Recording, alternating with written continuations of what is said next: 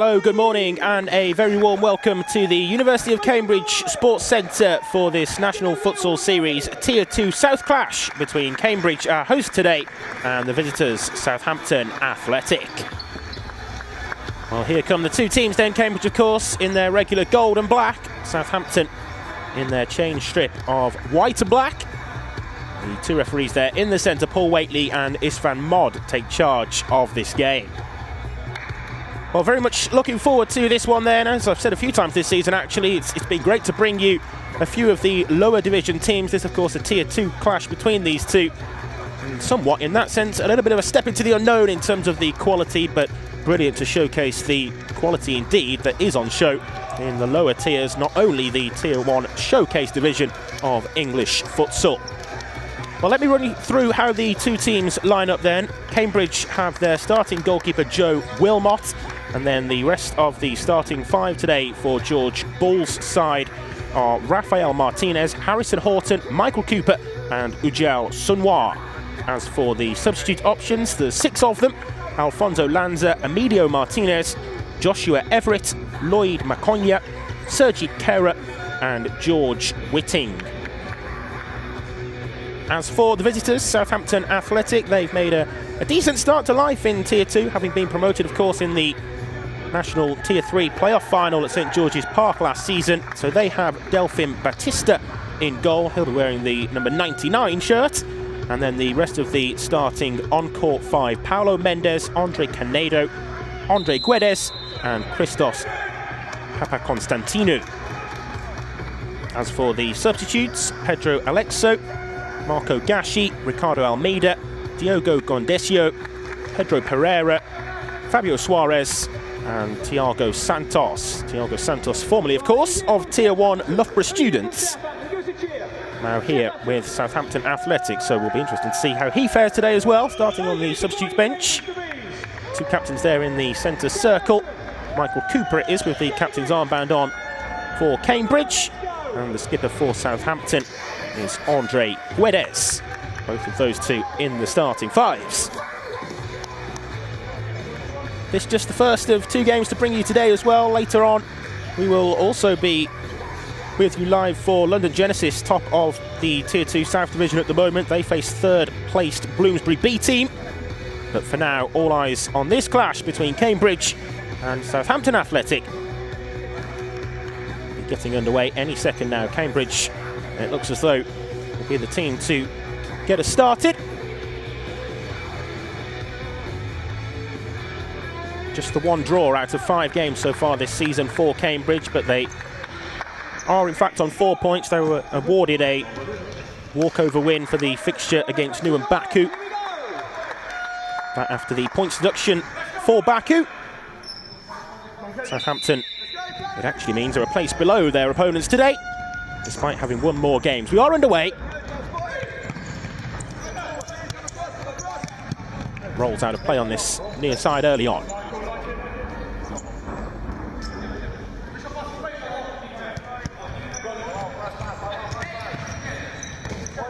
Immediately see the goalkeeper out of the regular goalkeeping position, but it very nearly brought about the game's first goal as well. It was a risk there which Cambridge thought was worth taking, but Wilmot, as I say, caught far from goal. Southampton very nearly taking advantage. They do here have a corner taken short into the goalkeeping area again. The referee signals for the corner, and indeed it will be take two from that same side on the corner set piece.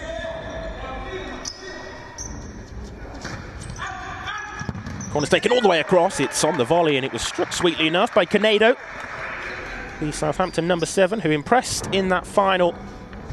The only other time actually that I've seen Southampton Athletic play, that final against Bolton B team at St George's Park on finals day last season. Both of those two teams, of course, ending up being awarded a place in Tier 2. Both faring relatively well as well.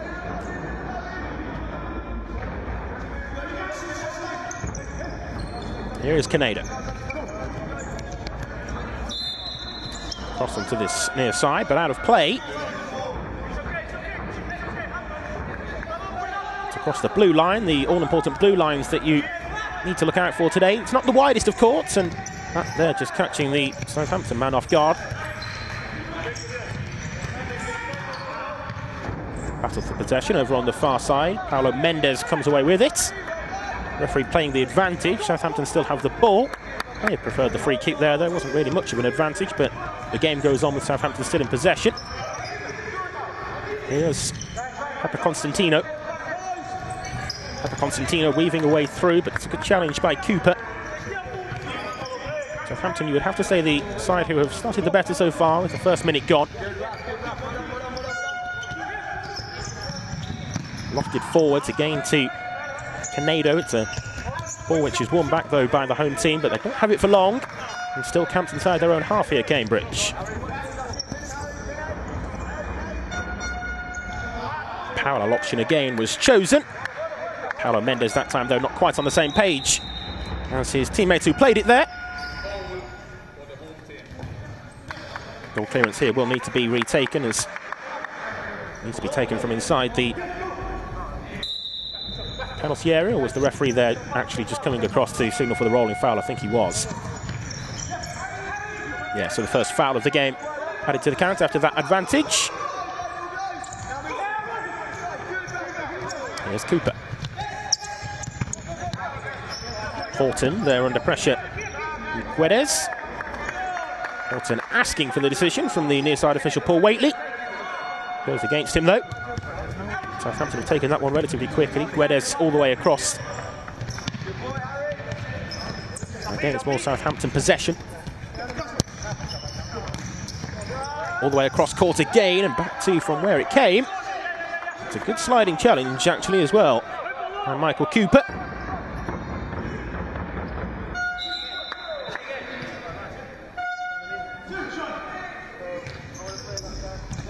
Referee there begins the 4-second count. It's another effort towards goal, and we've seen that so far with the set pieces from Southampton, the volley off the corner as well.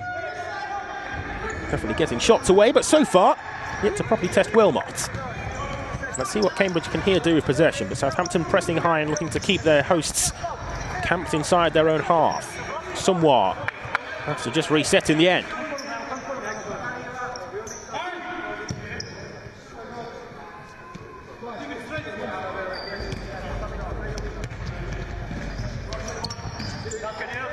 Canado presenting it back though to Somewhat. Horton to the right. He was the obvious option to collect and did. Then forward from Cooper, but again out of play. Will be a change of all four here for Southampton, so just goalkeeper Delphin Batista, who remains on court, and if I'm not mistaken, Batista actually yet to touch the ball so far. Very much a spectator in these opening minutes, the Southampton goalkeeper.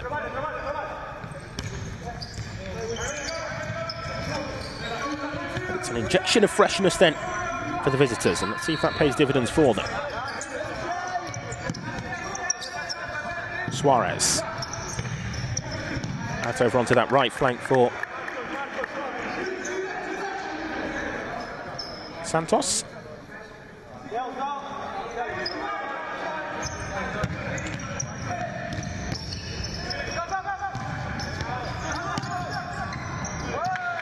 Forward there from Harrison Horton, but that's over on the far side. Good to see the young mascots and Cambridge support on the far side as well, those who were waving the flags as the players walked on, ready to try to create a good atmosphere at their home games, Cambridge.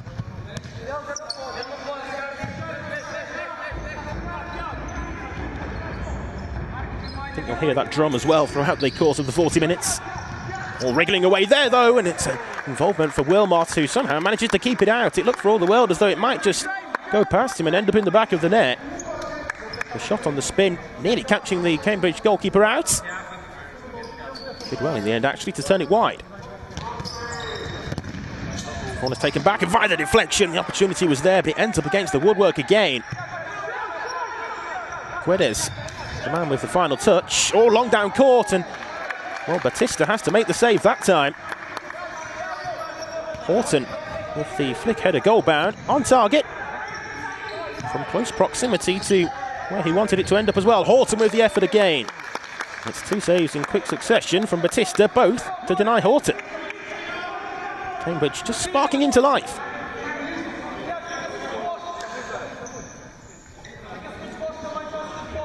Certainly as well worth noting that if the game between these two was anything to go by earlier in the campaign, then certainly expect goals. That one ended 15-7. Southampton winning the fixture less than a month ago, 7-3 at half-time. It's not the biggest of courts here as well, despite it going across the width of the sports hall. Sometimes does favour more goals in games like this. I think we saw a 10-10 draw, didn't we, earlier in the season at Bolton. Perhaps if you look at the statistics, the lower division sides do tend to both score and concede more goals than those in Tier 1. Still goalless though here at the moment. Rafael Martinez there with the ball across to number 15. Here's Cooper.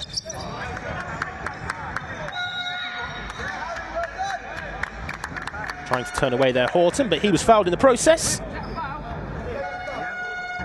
It was given as a foul, so it should be one each on the foul count. Indeed, that is how we stand. Cooper just lost his footing though at the crucial moment. Did really well to regain his balance. That also looked a foul. And this free kick will be in a good position here for Cambridge.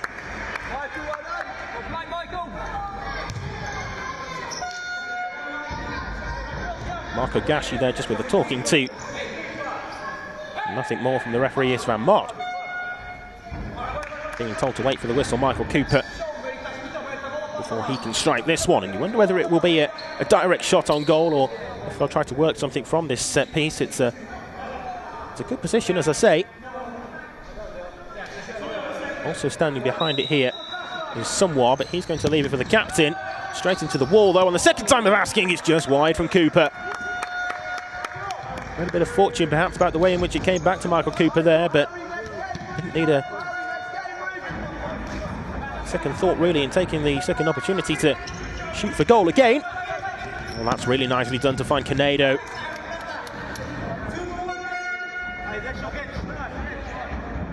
One thing that I do remember about Southampton Athletic when they played in that aforementioned Tier 3 playoff final was their ability to go 1v1, their strength in wide areas, but as I've mentioned so far, it's a narrow court, and I wonder whether that will perhaps just take away from the 1v1 abilities. Easier, of course, for Cambridge to, in a sense, double up on those wide players if needs be at times, if the distance across on the width is not so far to travel. Canedo.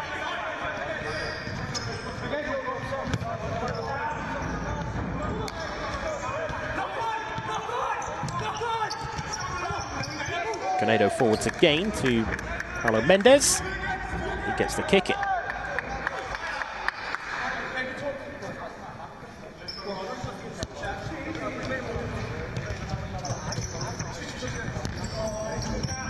Canedo slipping that one up, and the last touch there actually coming off somewhat. Will be another corner for Athletic. Nearly 5 minutes played now, still Cambridge 0, Southampton Athletic 0. 2-1 on the foul count though against Southampton, something which they perhaps just need to be wary of. Trying to work the set piece, but again the space wasn't really there.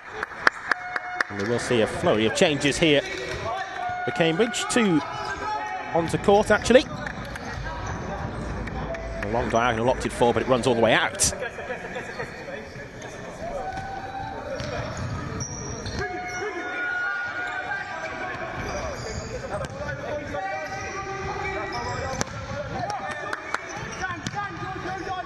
Canedo.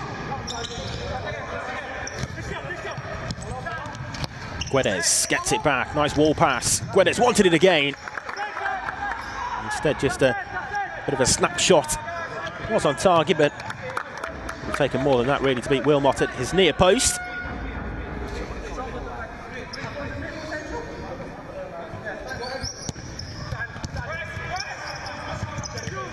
And the overlap there.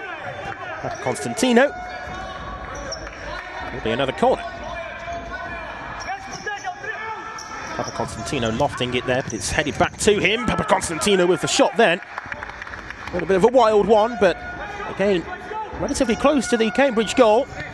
Getting shots away, and you sense that if they continue to go that way, one of them will surely sooner or later end up in the back of the net. But Cambridge themselves I'd imagine, will be relatively content with how the game started too.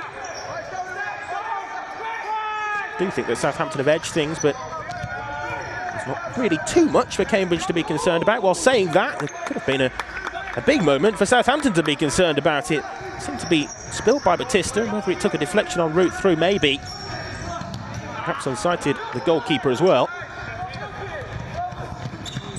Martinez loses possession though. Here's Guedes. Guedes with the deflection. Taking it over the bar though from Somewhat. It's actually a really good piece of defending from Ujel Somewhat.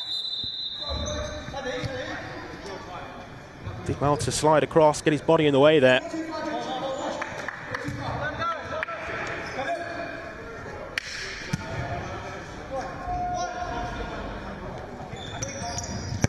Corner's taken short into a central area again on the follow-up from Guedes. It's out of play across the line.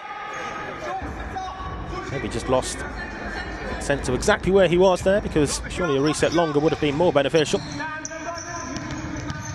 Papakonstantinou. There's Guedes. Canedo has the option of Batista in goal.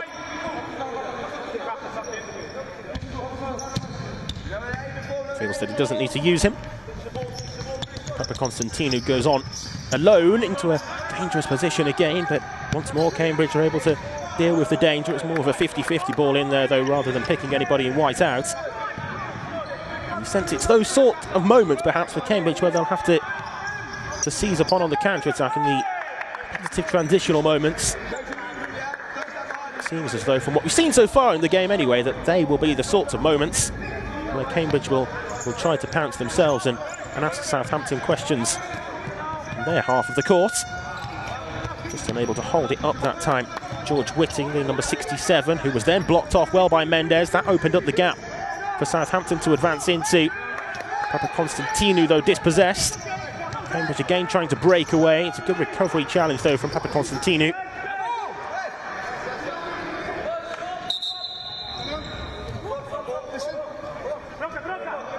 Near side official Paul Waitley just laying down the law, I think, with those on the Cambridge bench. It's just wayward of camera shot, but whether that actually was maybe just a player coming onto court before the man departing the scene had left. It's just a talking to, nothing more either way. Southampton again get back to the action. Gashi back on for Southampton on the turn there. The effort sent goal bound by Ricardo Almeida.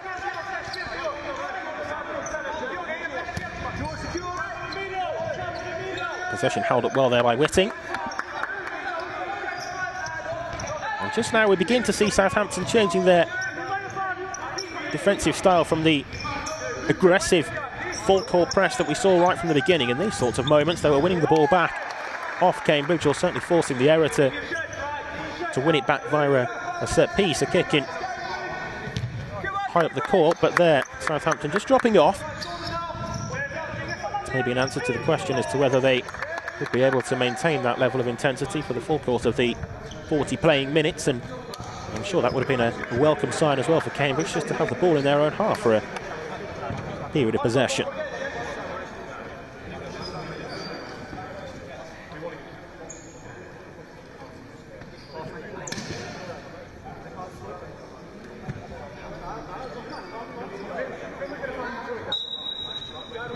Referee begins the 4-second count.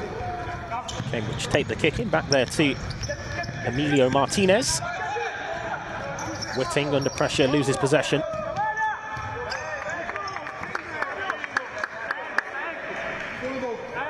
It's been an interesting game. As I say, Southampton definitely the team who've made the strongest start, but they have nothing to show for it, and really Wilmot hasn't been called into action too many times.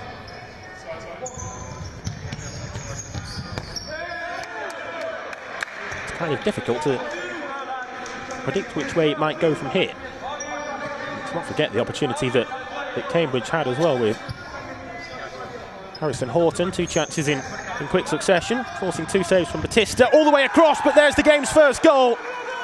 And it comes from an unlikely source of a back post header. Ricardo Almeida, the man at the back stick to head home for Southampton. And they'll certainly feel that that's a deserved lead. 1-0. Sometimes the simplest route perhaps turns out to be the best. Ricardo Almeida, the man in the right place at the right time, catching the Cambridge defence off guard all the way across. That's a good header as well. Into the empty net though with the goalkeeper bypass. 1-0 to the visitors. And Cambridge now, the onus on them to respond.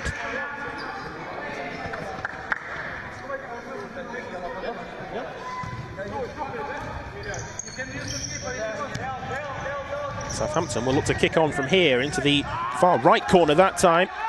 It's a couple of times that the ball's just spilt away from Wilmot. Picked it out though. Will be another corner. Again, Southampton taking that one relatively quickly. Not as unorthodox though as the corner which led to the goal. Sometimes just a bit of a reset option. We'll come back to that in just a moment as the goalkeeper's clearance is potentially problematic. It doesn't end up that way. I was about to say that sometimes the simple ball into the centre, the assist as it were for the goal, actually maybe when the options, regular options in terms of a setback for a shot or trying to exploit the space in the middle of the defensive setup aren't really on. Referee perhaps on 3 seconds, threatening the 4-second count, and it's just sent in there to the back post, and it ultimately proved to be the route to goal for Southampton. It's another change as Diogo Gaudencio is on. So too captain Guedes. No fortune though going forward that time for Southampton.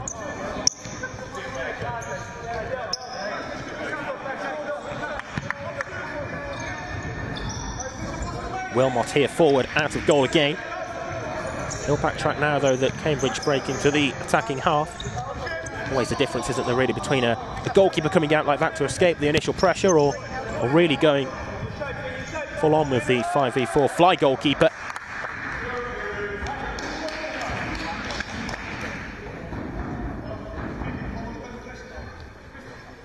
Going to retrieve the ball there, Michael Cooper. It will be a Cambridge kick-in, but you can tell from the time he's taking over, going to get the ball there, that he's happy with the period's rest, and Cambridge will go again from here. I think to perhaps control the game more so for Cambridge will be pleasing.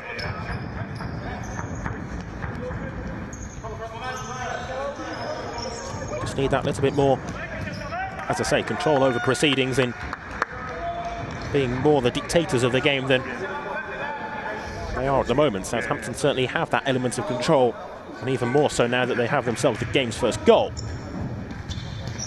Guedes. Will be a Southampton ball after the final touch off the Cambridge defender.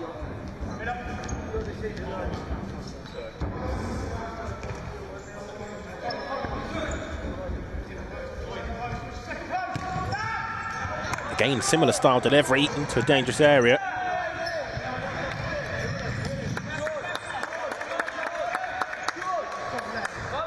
Boyd McCann it was breaking away there over the halfway line.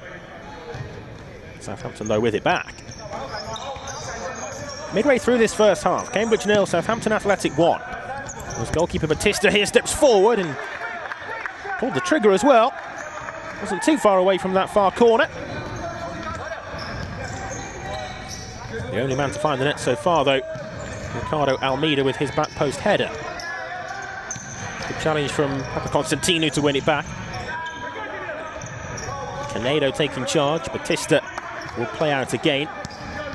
Cambridge now into the attacking half, out of possession, but we haven't seen the same full court press intent from them as we have from the visitors. Batista thought about coming and instead goes back. I think he's had the ball already, hasn't he? Yeah, just speaking to the referee, he needs to be in the attacking half, of course, if he were there to have possession again. It's a long-range strike once more from Andre Guedes. Comfortable though for Wilmot. It's another reiteration though that Southampton certainly aren't afraid to get their shots away on goal. Whether that be from such a distance as well. Likewise, would take something special to score from from that sort of an effort from Papakonstantinou.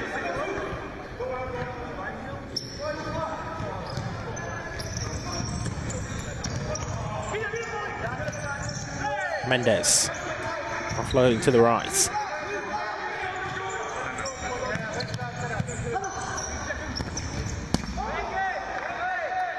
Asking for a corner there, Southampton. They're going to get it as well. Difficult to see from our position as to if that did take a deflection or not, but referee well positioned to make the judgment, and it will be a corner when we resume after this timeout. Southampton leading by 1-0, and they've taken the opportunity here as well to use their first half timeout card.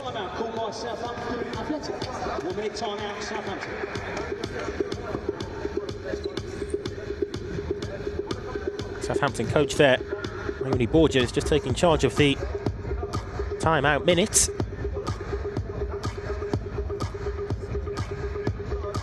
You can also see Pedro Alexo, who is named as a substitute today for Southampton, just to the right of the picture, but he's also part of the coaching setup with the club. They will certainly be the happier of the two teams, even if it was still 0-0 at this stage. I think that would be the case, just in terms of the overall performance. But if there's anything to really be not so happy with for Southampton, it's perhaps the fact that they are just 1-0 up, but I feel that that's a fair reflection of the game so far, really. I think the stats would suggest Southampton have taken many shots, Cambridge very much less so. Southampton with the large majority of possession and much of that ball in the Cambridge half, but 1-0 probably fair so far. It's another set piece taken back to Canedo, trying to work the three in a line there. It was a nice idea.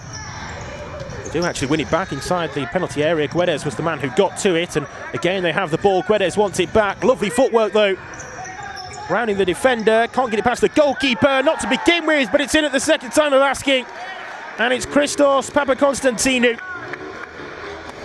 It looked for a moment as though the chance had just gone away there for Southampton, but Papakonstantinou certainly didn't give it up. And with an improvised finish past Wilmot in the Cambridge goal, Southampton doubling their advantage. And Papakonstantinou gets his name on the score sheet to add to the earlier header from Almeida. And it's a timeout really, which there has worked a treat for Southampton. Just that moment's break, moment to just take the opportunity to reset really and get together, talk things through. Only a few seconds later, they're 2-0 up. All the way across, it might be 3, it's not, as I think it was actually an unselfish attempt to play the ball back across the face of goal. Canedo advancing forwards again, but disrupted. Such a disappointment, isn't it, for Cambridge, because I imagine much of the talk in that timeout would have been, okay, we're not on top in the game, but we're coping relatively well with Southampton's threats. To concede straight away, and in such a manner like that, scrappy goal, wasn't it, from a defensive point of view? That will be disappointing for them.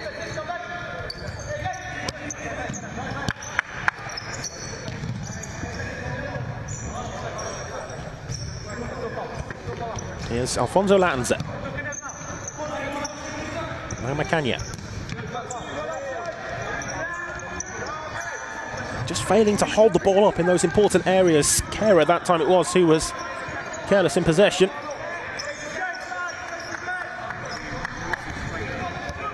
Struggling to break through the lines of the Southampton defence.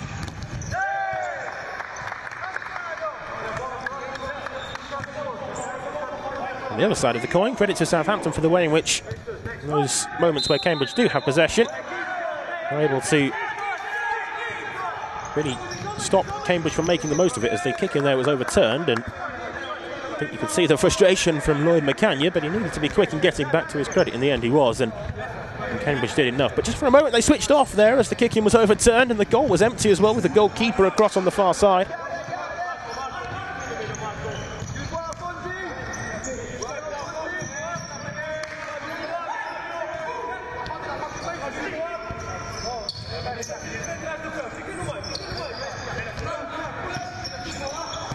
Almeida. Here's Gashi.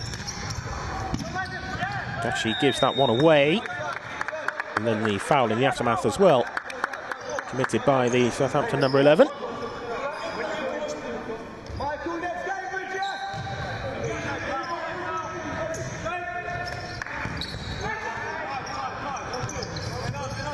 Thiago Santos there to intercept, and I must correct myself as well. Completely forget what I said earlier about Thiago Santos previously having played for Loughborough. It's a namesake of the aforementioned students player. Thiago Santos there, the number 89 for Southampton.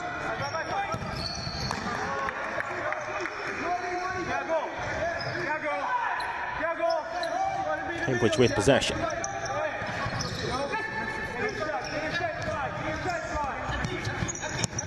McCann.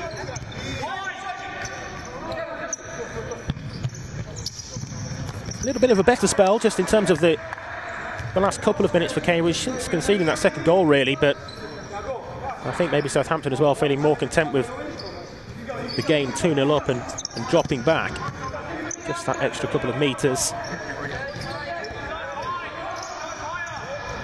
Oh, nice give a go on the wall pass to feed it back there to Fabio Suarez. Seem intelligent players to me, Southampton, in terms of the combinations like that, dualities.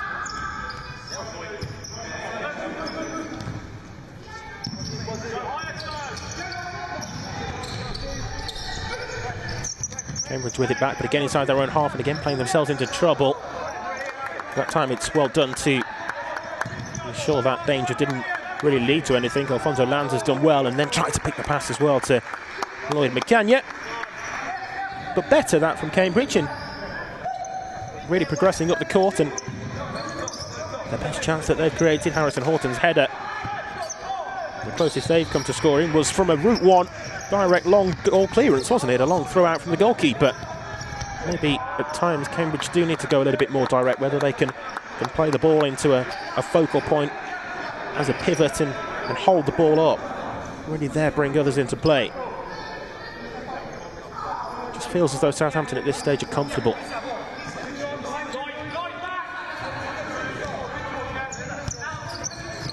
Here's Batista.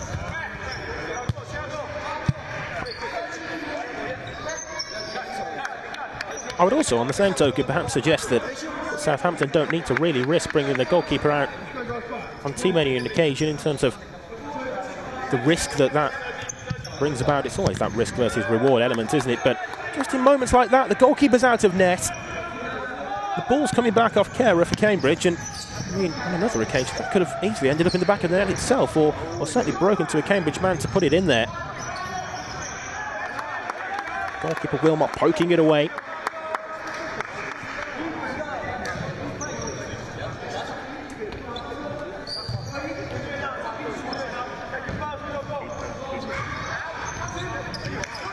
Here is Batista forward once more, going for goal, but does finish the move that time at least, and giving himself time to get back.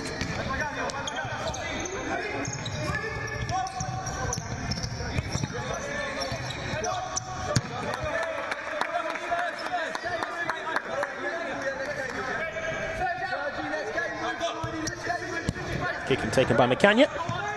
This time we'll see Wilmot forward to join the in possession play. McCann trying to curl one, use the defender to incite the goalkeeper. Bit of a pot shot though, really.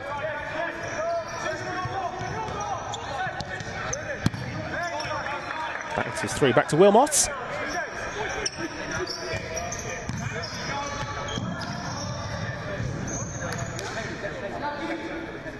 Kicking for Southampton. We're into the final 5 minutes of this first half now.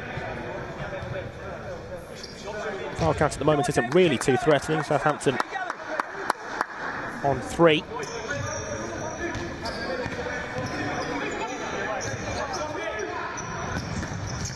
Goalkeeper palms that one away, and it's sent away by Somewhere on the follow-up. Still the danger is there though. There's a man down for Southampton inside the penalty area. Didn't quite catch what actually happened to cause this injury concern there. And the follow-up long-range strike actually came off the woodwork, but goalkeeper may have felt that he had that one covered. Good to see Southampton man back to his feet. Wilmot throwing long, and we're good to go again. Oh, into the penalty area, and it just trickles past the goalposts. right across the face of goal. It was begging for a touch for Cambridge to just get themselves back into the game there. Nobody on hand to do so.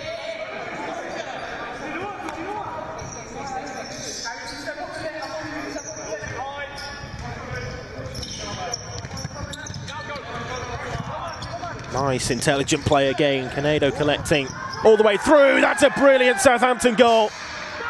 And it's a second headed goal of the game. Marco Gashi that time, rising highest to just head the ball home past Wilmot.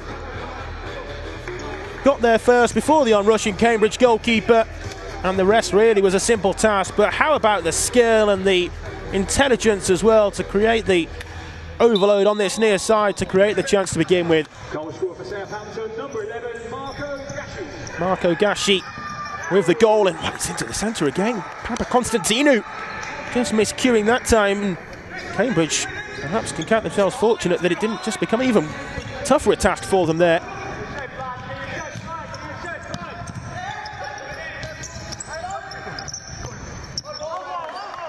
Good challenge, last touch off somewhat. That's 3 Southampton goals now, and 3 different goal scorers then. Ricardo Almeida with the first, the header at the back post. Papa Constantino, a scrappy goal, but one which he will very much take nonetheless for the second. And Marco Gashi on the score sheet, that goal that we've just seen a moment ago. Canedo, nice footwork again. Onto his left foot, but denied by the goalkeeper. Just seem that extra bit quicker in those sort of tight situations, don't they, Southampton? Got some really good players. It's surprising perhaps to see that they've struggled so far in Tier 2. Just the 1 win out of the 5 games they've played so far this season. Had some difficult fixtures in there as well. Coming into this game off the back of an 8-3 loss to table-topping London Genesis, as the goalkeeper there just sees the ball evade his control. Kind of sums up this first half for Cambridge. Ricochets through to Wilmot that time though. A long way to go of course, but as it stands, Southampton will be finishing the year on a high before the festive break.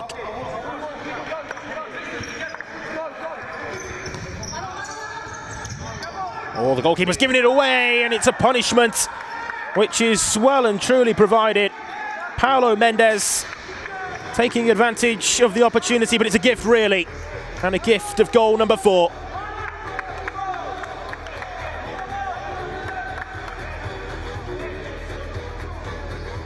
Certainly wasn't controlled possession for Cambridge, with Wilmot over on the far side.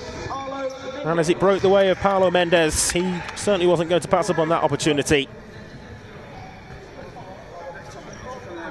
Since that timeout, when you think back to the timeout minute that Southampton themselves called at 1-0, I'm sure Cambridge would really like to go back to that moment and have the chance to improve on the performance since then. Over the bar from Batista, it will be a timeout here, called by the Cambridge boss, George Ball. Taking the opportunity just as we close in on half-time, just under 3 minutes left to play of this first half when the action does resume. Now Cambridge 0, Southampton 4. I think you can see the looks on some of the Cambridge players' faces there, that they feel that this one might just be getting away from them as well before half-time, which is never a nice situation to be in. We know how quickly games can change in this sport, and it's partly why we love it so much, but it's going to be a difficult ask for Cambridge to get back in the game, just because, I mean, sometimes you'll see games like this, 4-0 at half-time, but you'll feel that that's not really a fair scoreline, or the team who are on the wrong side of the scoreline have created a whole host of opportunities, perhaps been denied by outstanding goalkeeping, or have just fluffed their lines at the final moment, not really being prolific in front of goal. But for Cambridge, the problems seem to here in this game lie deeper in not creating the chances, and that's more of a concerning element for them. 2 minutes 49 seconds of playing time until the break. Canedo wins it back. Here's Guedes. Last touch off somewhat. Southampton corner.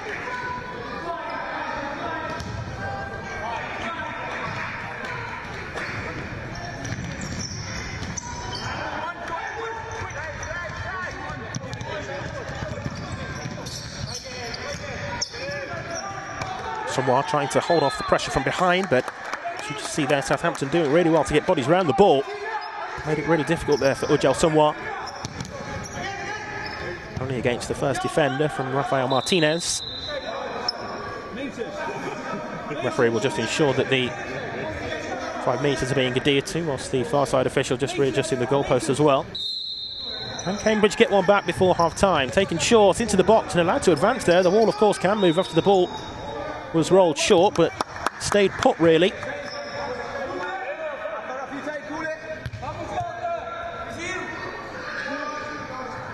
It's a better succession of set pieces, this, though, for Cambridge, and perhaps just what they need if they can get the shot away at goal. Will be another corner.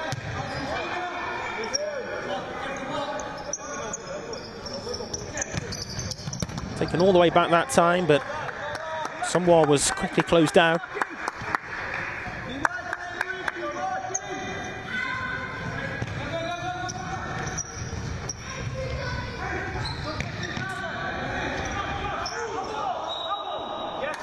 Goal clearance is the decision. Batista will restart.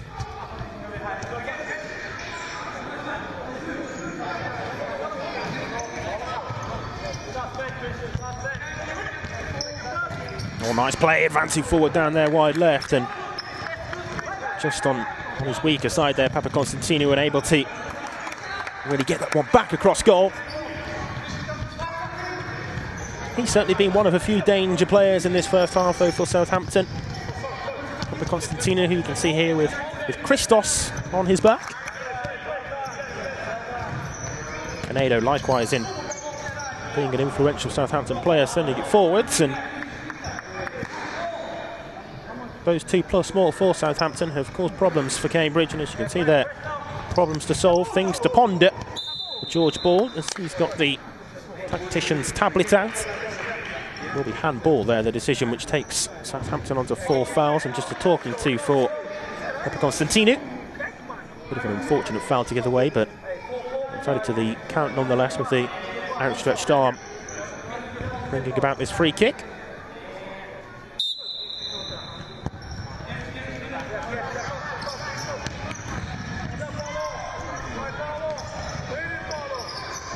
Southampton again pressing high to win the ball back, and it was another scrappy moment for Cambridge. They get away with it that time. Now down the other end, it's a save for Batista to make, and in the aftermath, the foul on Guedes, and perhaps a further sign of Cambridge really showing their frustrations. But the prior moment would have been a positive to take in transitioning forward like they did.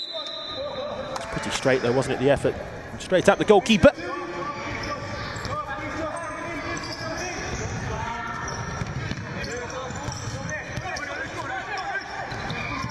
Somewhat.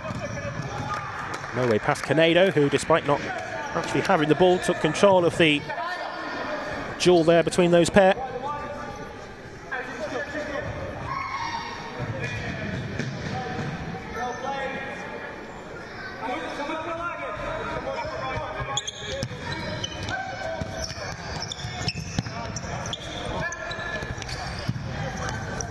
Oh, it's sliding into that one. Papakonstantinou, but the referee was happy with the challenge, and Papakonstantinou comes away with the ball. Guedes. Canedo. Into the final minutes of this first half now. Canedo out onto that far side. Papakonstantinou with a step over, and it's just too far ahead of the onrushing Pedro Pereira. But again, lovely, free-flowing futsal there from Southampton. Long and direct for Cambridge, but Harrison Horton that time, it was a difficult ask for him to really bring it under his spell. Southampton still looking to add themselves a 5th goal before half-time. Canedo, might they get it here? Back to Canedo. It's a really good block, and on the follow-up it's a good save. Still there for Canedo again, all the way across, and it was behind the Southampton man in the middle. Cambridge that time defending with bodies on the line.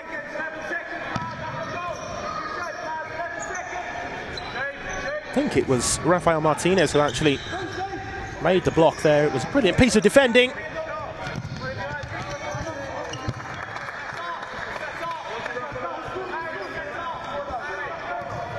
Final second before the buzzer will sound and this half-time scoreline shall be confirmed, and Cambridge certainly will take this half-time break as a much welcomed one, you would have to feel. There indeed is the buzzer. So half-time, and Southampton, the visitors here, have well and truly been in control of the game.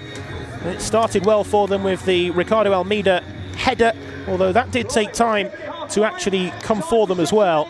The second goal was Christos Papakonstantinou, a bit of a scrappy one, but one which he will take. Marcos Gashi also getting his name on the score sheet with a header as well, before Paulo Mendes added goal number 4, and that ultimately is how we stand at half-time. Work to do for Cambridge in the second half if they are to get anything from this game, and things would have to drastically change because Southampton at the midway points are in control. There's the half-time score.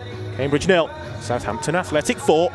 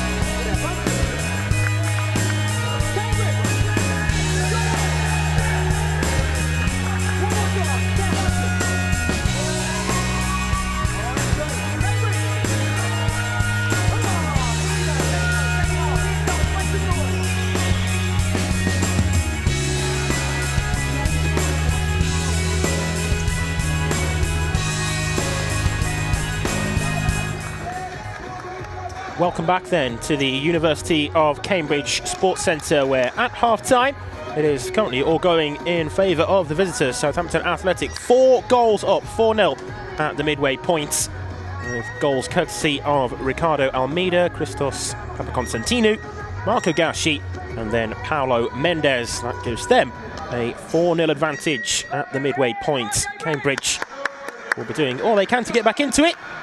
Let's see if indeed they can. Underway then, once again at the start of this second period.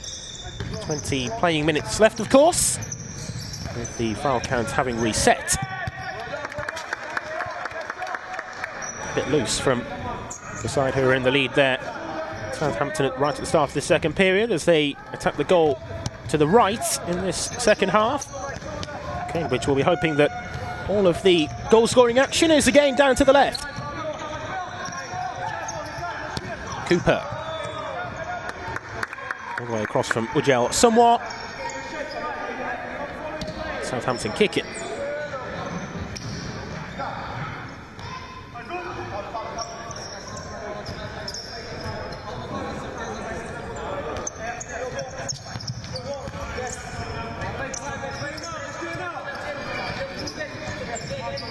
Comfortable possession again here for Southampton at the start of this second period. You see Cambridge dropping back into their own half of the court, but that's affording Southampton the time and space. That will have to change at some point if Cambridge are to get back into it, but doesn't necessarily have to change now in terms of going really all out, full court, high press.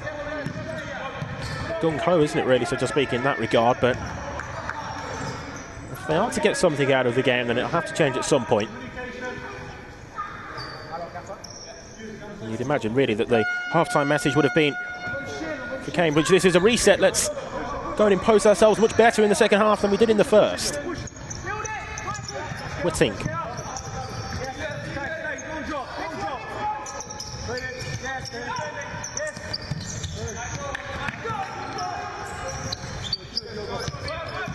Whitting battling for it again. The referee took his time in giving the decision, but in the end does award Cambridge the free kick. It's the first foul of the second half.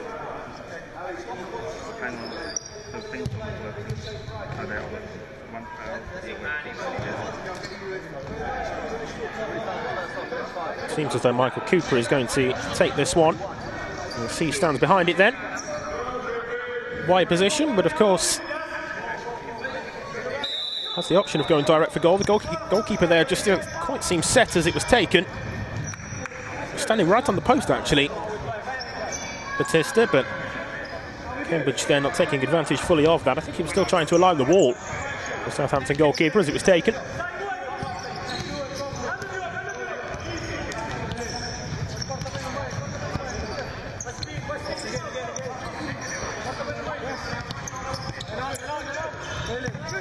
Clipped forward well by Suarez. Just too far ahead though really of Gasci, wasn't it? Asking too much of his teammates.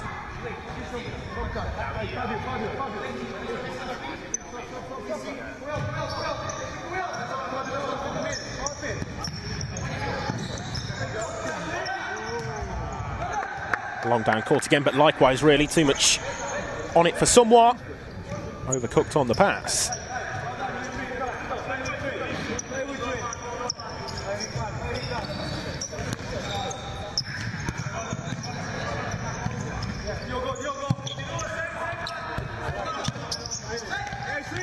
Forward from Gaudencio. Somewhere across though to put it out on this near side. Just asking for the 5 metres there, I think, Fabio Suarez. Speaking with the referee, Suarez does take the kick in. Somewhere breaking forward. Now Cooper. It's a good block by Gaudencio. Had that just gone out of play already? I think it had. Again, same as I said in the first half, very difficult to see from our position, but the referee had the perfect view, saying that the ball had already crossed the line, hence the kick in. They're going Southampton's way.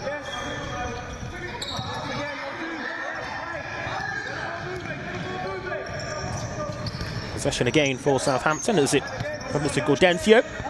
He's seen a lot of the ball actually so far in this second period.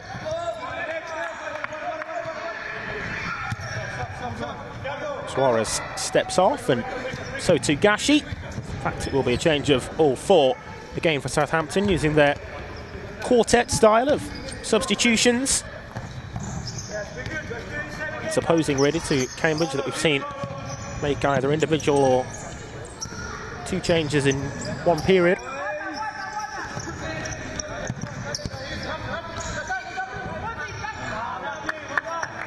Just cut behind there, Papakonstantinou. Actually taken up a good position there, the Southampton number 20, but as I say, the ball was behind him.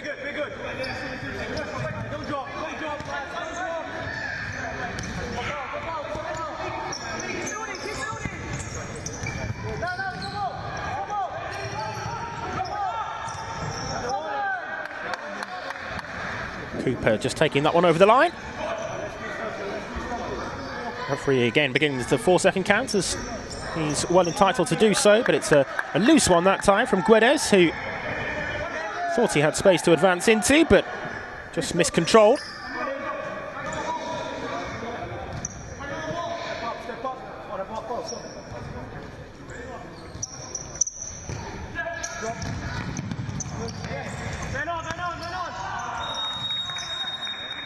Referee's actually going to bring it back there for the foul, the push.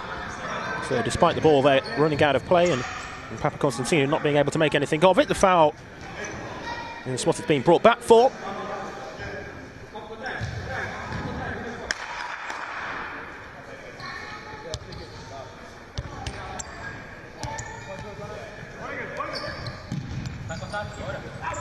Taken short there, and the effort on goal. It's a good turn away though from the goalkeeper Wilmot, who stands up firm to it.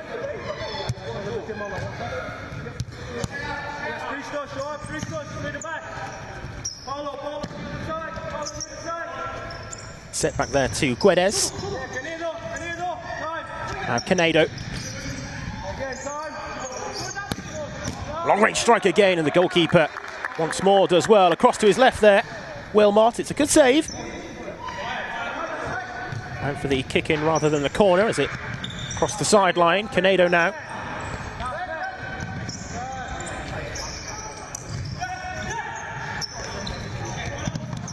Cambridge have it back. Here's Whitting. No fortune for him again there though.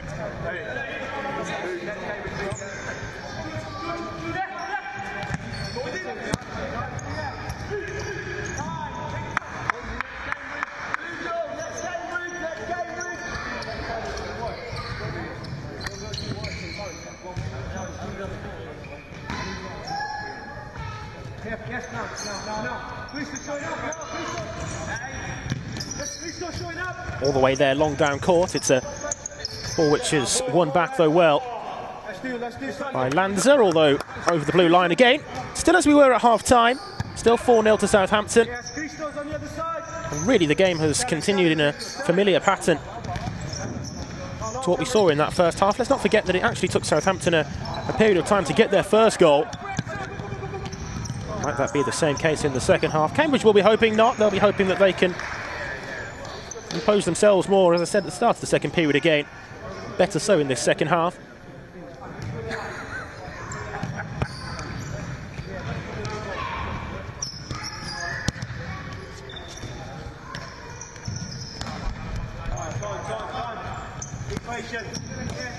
Oh, nice reverse ball back on the ball pass back there. It's a good save again from the goalkeeper Guedes. The man denied that time. He was the man who really created the chance as well. And linking up lovely with Papakonstantinou. Guedes, though, everything right until the finish. Oh, somehow it's squirmed in. How on earth has that gone in? Well, Southampton won't mind how it ends up in the net. It's just the fact it has. And Andre Guedes, the captain, having just been denied, does now get his name on the score sheet. And it does get even better for Southampton. It's a disappointing one that for any goalkeeper. Wilmot will be disappointed that he didn't keep it out. But an element of fortune as well for Southampton in the fact that it did find its way through. Might go down as an own goal off Wilmot. We would have to see a replay, but I think Guedes will certainly be claiming it. Depends really if it came back off the post first and then off the goalkeeper or directly, and certainly seemed to touch the goalkeeper. Might be an own goal, but we'll give it to Guedes for now, as he adds his name to the score sheets. And Southampton starting this second half in the perfect fashion.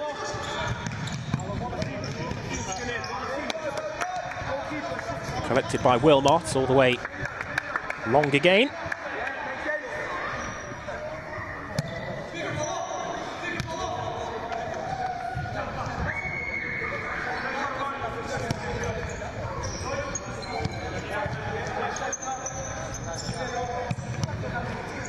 We need people up front. We need the people up front.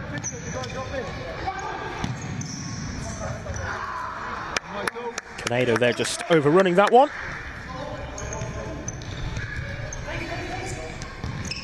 Just dropped short by the goalkeeper as Cambridge try to break through again. 5 minutes gone since half-time. Southampton since that point have added themselves another goal. Andre Guedes, the man to get it, with a bit of help from the goalkeeper as well, and the fortuitous aspect too.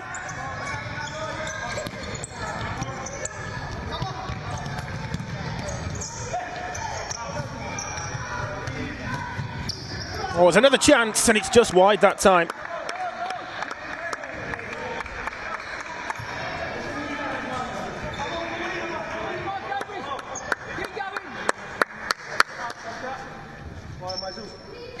You're all coming out on the next one, okay?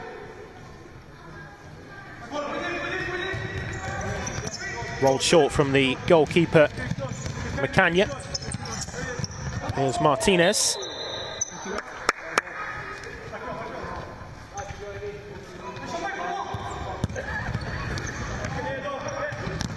Canado goes for goal. It's a good block. Whitting was just pulled up there as well. Whitting, whether he was just caught, possibly. Seems okay, which is good to see, but still moving a little bit gingerly as again we see Southampton change all of their four there.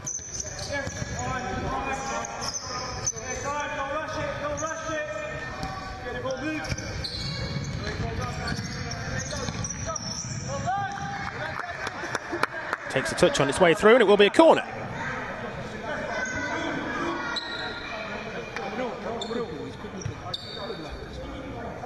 You two make to the block.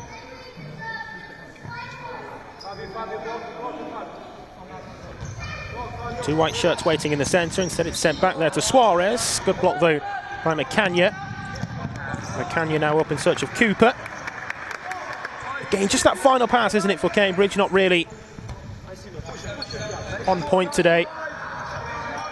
And those opportunities to advance forward really into the danger zones, into the final third, as mentioned so far, have been a bit few and far between as well, and too infrequent. But when they have come about, the final quality hasn't really been the best. There's a right old scrap for possession there. It's a kick in the end.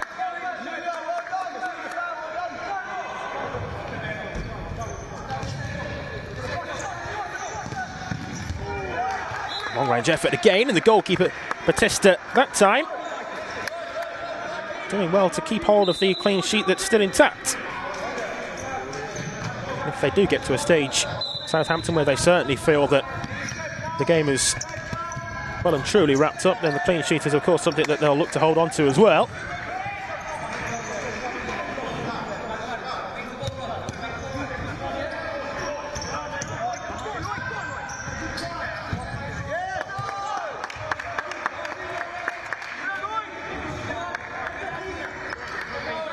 Kicking here for Cambridge. It's really hyped the court though, so can ultimately from these sorts of positions really be treated as a corner.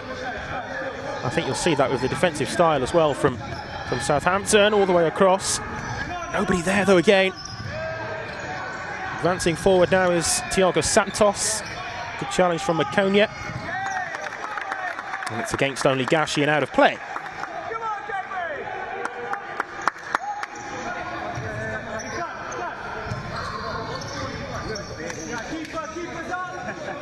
Wilmot here forward, as you could hear the call from the Southampton bench in identifying that the goalkeeper had come forwards. Probably be surprised as well with how many players aren't aware of that if they're so concentrated on the ball or their opposition reference with the goalkeeper stepping forward like that. Sometimes that call and communication can actually be more beneficial than perhaps it might seem. Here's Santos. Macania in the way. Santos still, though. Referee quickly tells Thiago Santos to get back to his feet. And Cambridge break forward with bodies joining the attack. It's again, though, a loose pass. And straight that time to Fabio Suarez. Oh, back to the goalkeeper there. It can't go back to the goalkeeper. And it will here be a good opportunity for Cambridge from this resulting indirect free kick.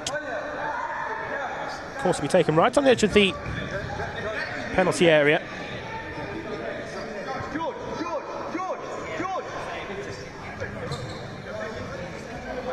Southampton will need to get back further than the distance that they have so far afforded. Just allows them to take a little bit more time, though, in setting up the defensive structure. All four players, of course, back on the line. It's set short, just actually after the whistle. So I think they'll get the opportunity to take it again, or at least they should. Which is a little bit fortunate, actually, for Cambridge, because, well, we all saw what happened from the setback and then the effort.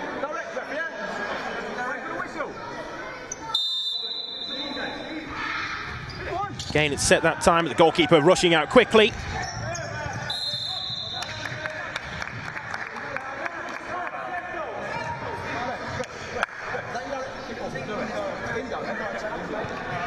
I think just asking the question there, the Cambridge coaching team, George Ball asking if that was direct or indirect. It was, of course, indirect, with the back pass to the goalkeeper, as was always going to be.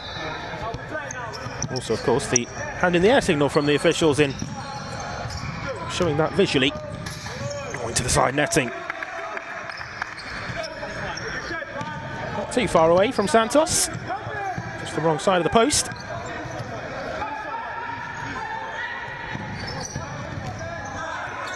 Okay, just that final pass for Cambridge, as that time it was Horton. Maybe just ran out of ideas in taking the long-range shot on the game, but there's definitely been signs of improvements for the home team since the midway point, and the referee there agrees with the appeals and indeed gives Cambridge here the free kick for the foul.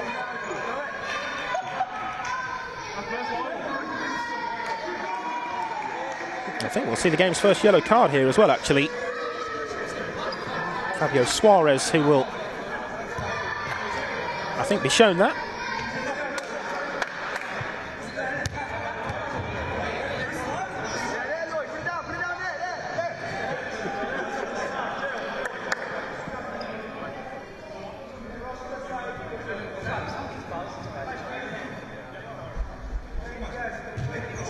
So Macania to stand behind this one then for Cambridge. It's a more difficult opportunity, but perhaps not too dissimilar to the one which we've just seen from the indirect free kick.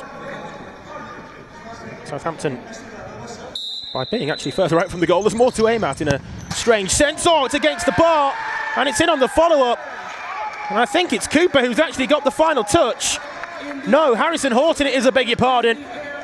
There in the goalmouth area. And, well, an element of fortune about the way in which it came back to him, but the thunderous effort to begin with was quite brilliant against the crossbar, and Cambridge perhaps well worthy of that element of fortune.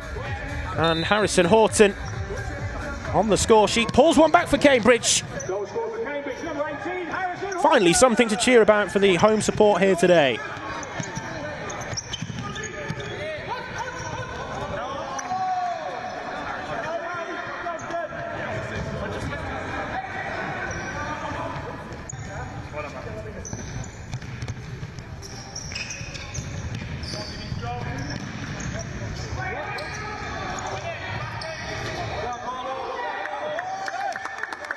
Mendes there battling for it, but it's out for the Cambridge kick in, and let's see if they can kick on from here now then. Oh, good ball forwards again, tried to take it on the spin. It's a nice idea to attempt the control like that. Lloyd Macania had to improvise with his back to goal. Just ran away from him. Macania there sensing the opportunity to press. And Cambridge now with their tails up.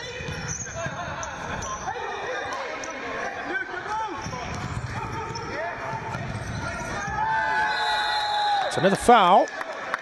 Takes Southampton on to 3 fouls. They need to be careful of, well, not only the foul count, but also the frustrations getting the better of them, because, of course, understandable perhaps to be frustrated after conceding and no longer being in control in terms of the last few minutes of the game, but in terms of the scoreline and the overall game, very much still in control, Southampton, and no need to really let their frustrations show so much. Yellow card there shown to Papa Constantinu.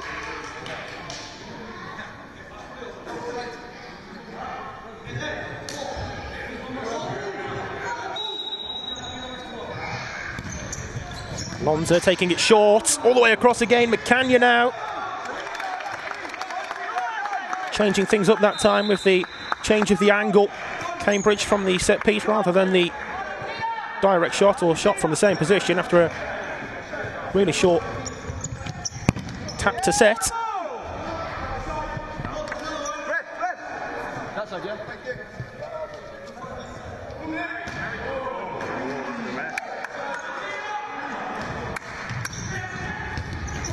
Oh, the header. We very nearly had the third headed goal of the game. And it was the Cambridge scorer, Harrison Horton, who's been a real live wire for the home team. Who had the header there, but just off target. If you take the second half in isolation, it's 1 each since the midway points. Definite improvements for Cambridge since half-time. Just wonder whether the damage done, I should say, in the first half might just prove to be too difficult a task to come back from.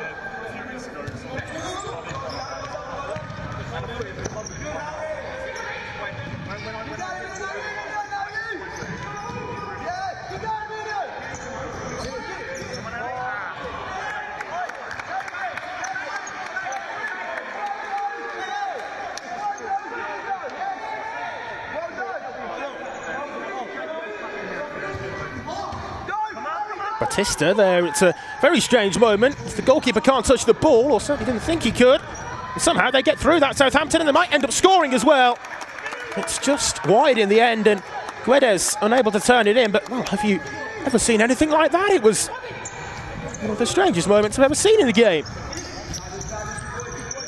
Goalkeeper taking the decision to not concede the indirect free kick. It was almost like in a game of two-touch, when in training you've realised you've had 2 touches and can't touch it again. Never seen it in an actual game though. Horton drags it just wide. I think it's going to be a corner actually as well. Has Batista there actually got a touch on it? It will be a corner. You could see from the reaction from Harrison Horton just how disappointed he was that it didn't end up in. Great chance.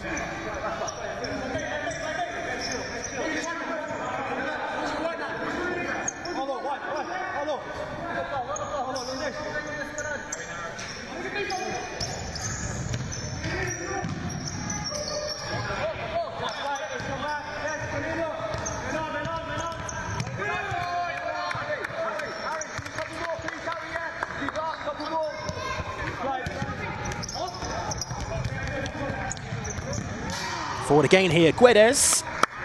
It's a few times now, isn't it, today that we've seen efforts like that into the side post, side netting area, I should say, at the near post area. There's a chance again, and the clearance off the line is a really good one. Back behind the goalkeeper there, Ogel Somewhat. Read the danger really well. Got back behind Wilmot to do his job. Excellent piece of defending again.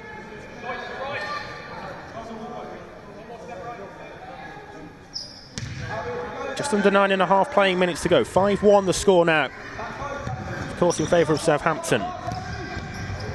It's a goal bound again. The goalkeeper going down low to make the save, and it's a foul.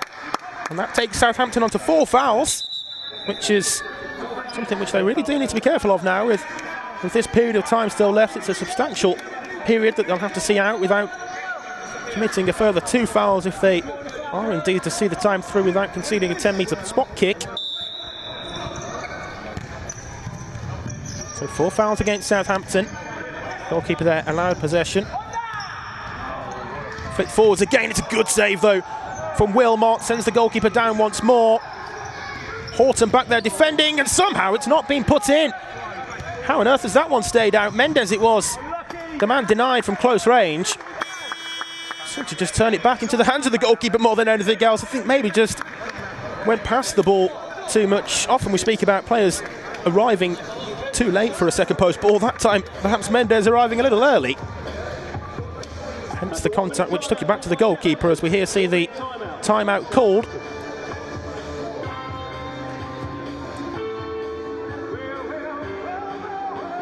As we get the shot there of the Southampton cavalry just all in together, assessing how this second half has so far gone for them. And I think really they probably will be disappointed with the second half overall. But they need to maintain the feeling of contentness, because still 4 goals up, still very much in control. As for Cambridge, on the other hand, plenty of positives to take. And it's a case of now really, can they build on them and get more to show for their second half good work in the time that remains. Substitution there was, well, on the cards. Diogo Gaudencio, I beg your pardon, was, well, asking to come on really, but nobody's leaving the court for him to do so. The kind of situation where Bossayuni Borges really should take charge. Either the substitution's being made and has been called, or it hasn't.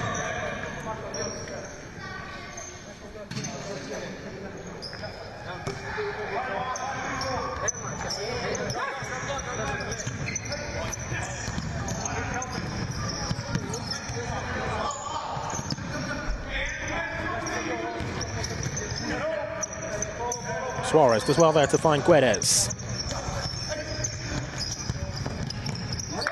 Back across from Gashi. Runs all the way through though. 8 minutes and 46 seconds to be precise left to play in this one now. It's just the first of 2 games of course today. Later on, as a reminder, 5 o'clock kickoff. London Genesis, top of the Tier 2 South Division. And so far on course for promotion to Tier 1. If they can maintain their high standards that they've so far set themselves this season. They're up against Bloomsbury B team. We'll also bring you that one here though. Cambridge coming forward. It's a good piece of defending again. That time Gaudencio back there on the Southampton goal line. We saw the goal line clearance down the other end, and Gaudencio having to make a similar style intervention. That time to deny Cambridge.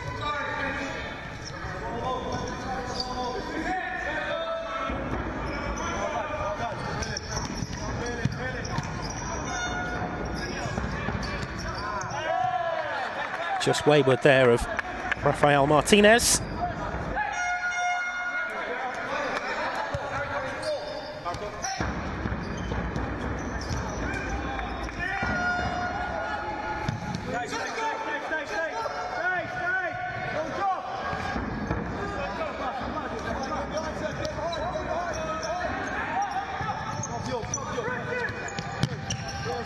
Here's Lanza.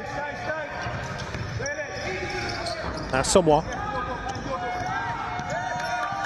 Forward from Martinez, and it will be a Cambridge ball.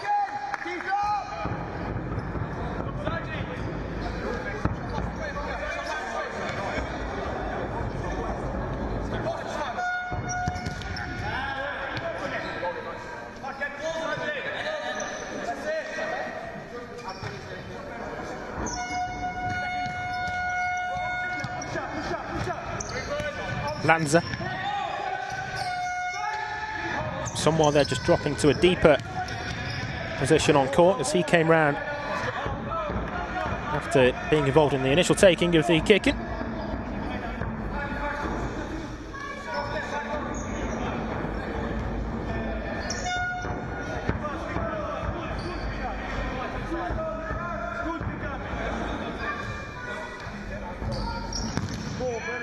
Again, it's another short set piece, but blocked that time by Kera.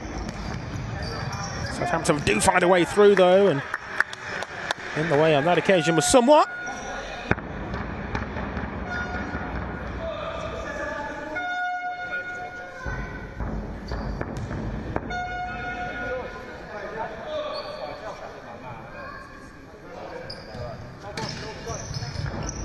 Corner there taken short, and the Cambridge defence, though, doing well to really close down that space.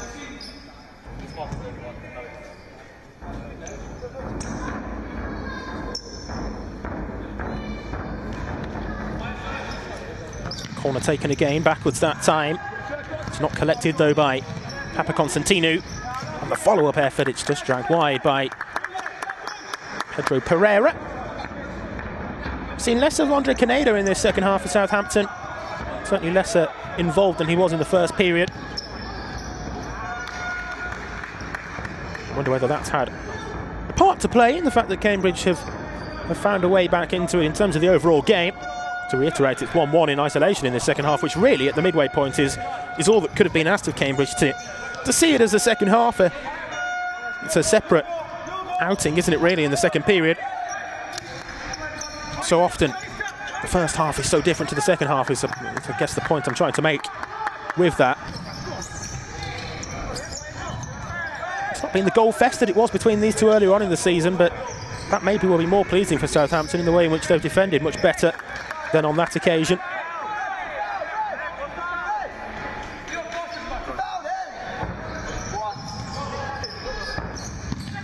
All the way across, surely no, it's into the side netting again.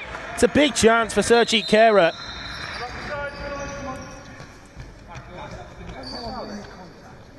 That really should be 5-2.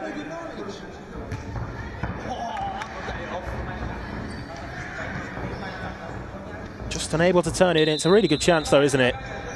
Just a talking to as well there for George Bull, who I think had a little bit of back chat as well for the referee, but escapes punishment in way of a yellow card.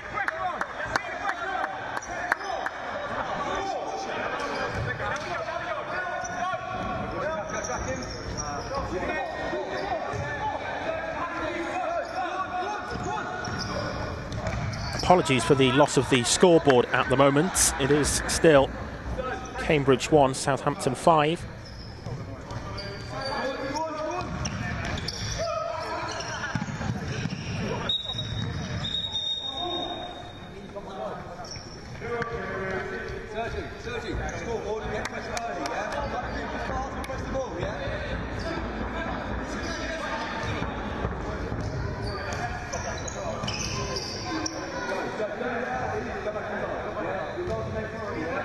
Out again over on that far side, but really there's going to have to be an injection of energy for Cambridge if they are to continue to ask questions of Southampton, but do so more in asking the questions, but also finding the final product.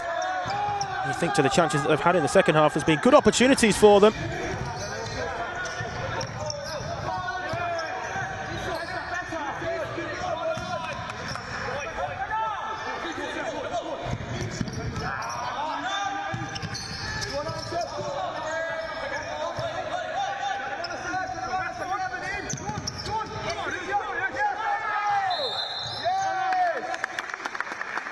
Will be a kick in.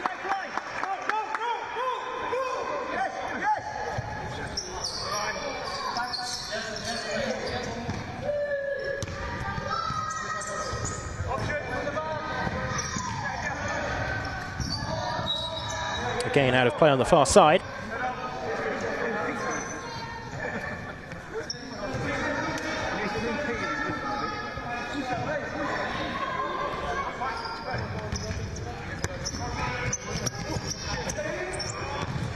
Forward again here for Southampton. It's a good save actually from Wilmot, who I think just got the all-important crucial touch there to take it out of the path of the man at the back post, who was Paulo Mendes. Guedes again leading the charge forward. His involvement, the skipper, in the second half has really come to the fore.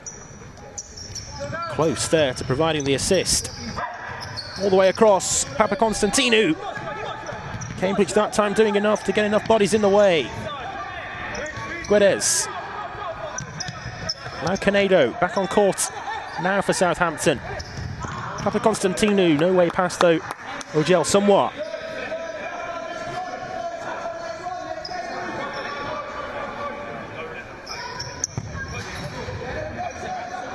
Bit of a wasteful one that time. The visitors in truth. 3 more changes for Cambridge.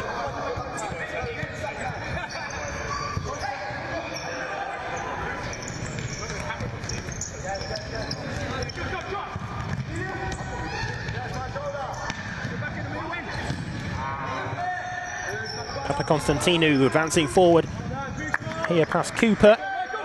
Cooper's done really well though in the end to actually win that back, trying to feed Emilio Martinez.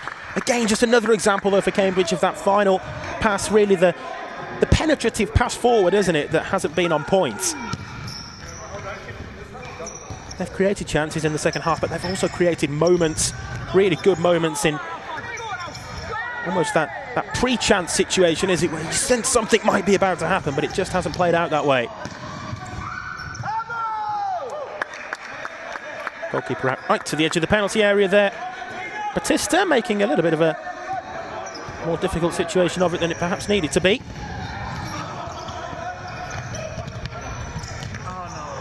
Oh, they're in here, one-on-one Southampton. That looked a foul, and the question is, where was the contact? It will indeed be the foul. Was it in the penalty area? There's been no signal as of it as of so yet. Paul Waitley speaking to Guedes. It's a yellow card for the offender.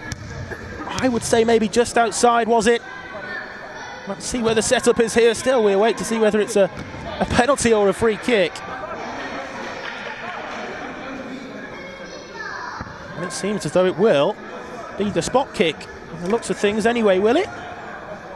There's a bit of a discussion still. The question remains, but I think it will be a penalty. So the opportunity for Southampton to further extend their advantage. Of course, a yellow card for the Dogso rather than the red in futsal, with the goalkeeper back there still guarding the goal. Recent rule change, well I say recent, a couple of years back now.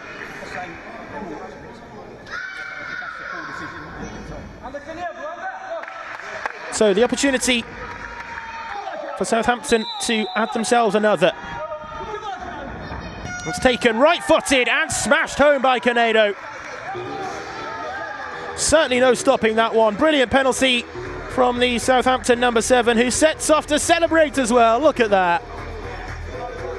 Lovely scenes as Canedo celebrates over on the far side. And it really just sums up, epitomises the joy that Southampton Athletic here have today.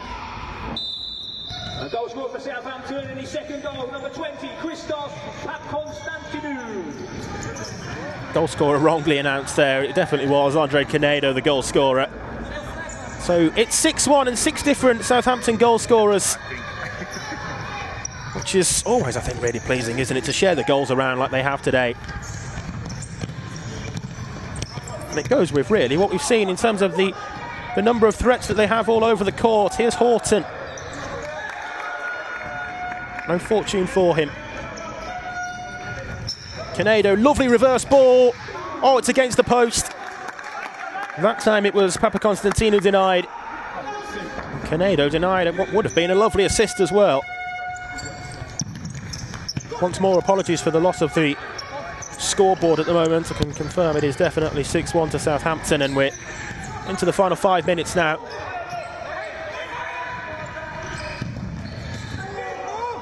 Oh, it's been spilt by the goalkeeper. It's a really good chance as we try to take a view from behind the referee there. Batista still able to keep it out though in the end.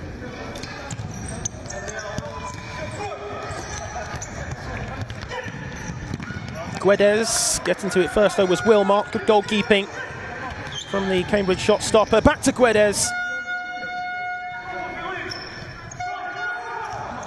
Long throw out from Wilmot was good, but it's not collected with the same quality by Cooper that time. Cambridge kicking though.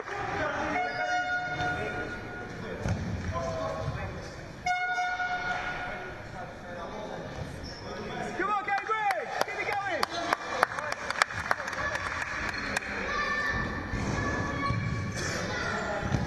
going! Left on the line to be taken by the onrushing Cambridge man.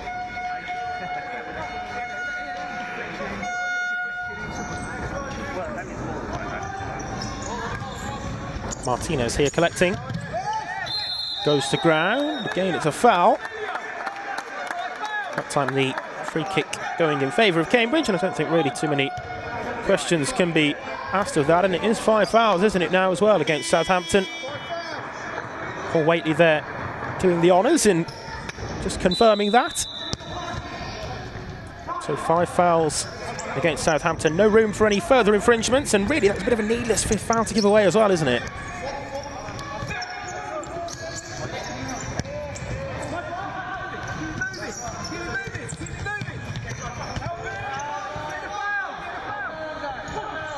You can hear from the sideline the intent for Cambridge to draw the fouls, and who can blame them at this stage, really?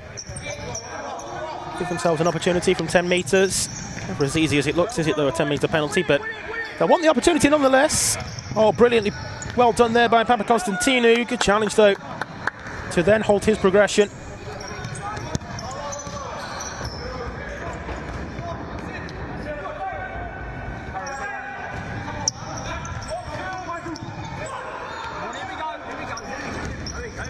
Cooper. Good ball across. Horton gets the kick in. I think he's played well today for Cambridge. Harrison Horton, of course, got the goal as well. Had 2 good opportunities in quick succession as well in the first half. He's definitely been a live wire.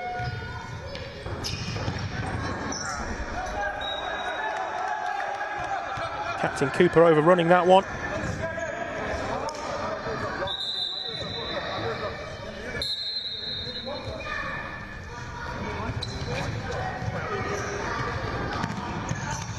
Guedes just leaving the ball behind. Here's Cooper. The option to the left is Martinez. Cooper goes alone, though.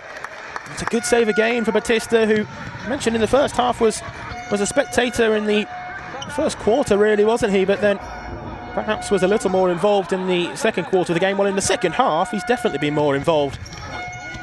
Delphin Batista in the Southampton Athletic goal. At the other end, it's another save for Wilmot. That time in the way of the effort from Ricardo Almeida, the man who got the goal scoring started.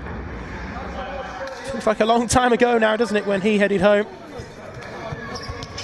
Denied what would have been his second goal there.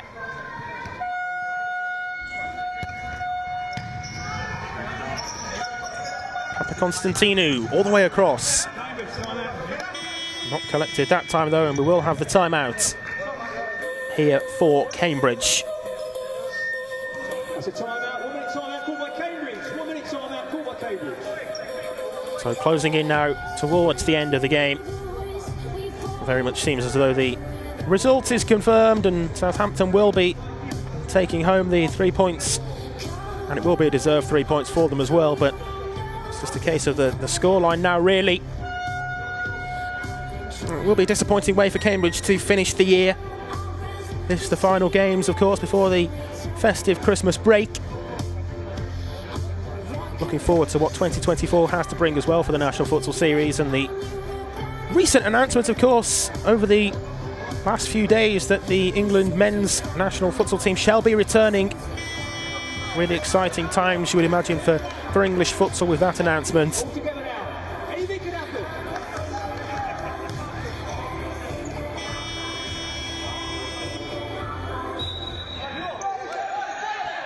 So Cambridge getting play restarted again.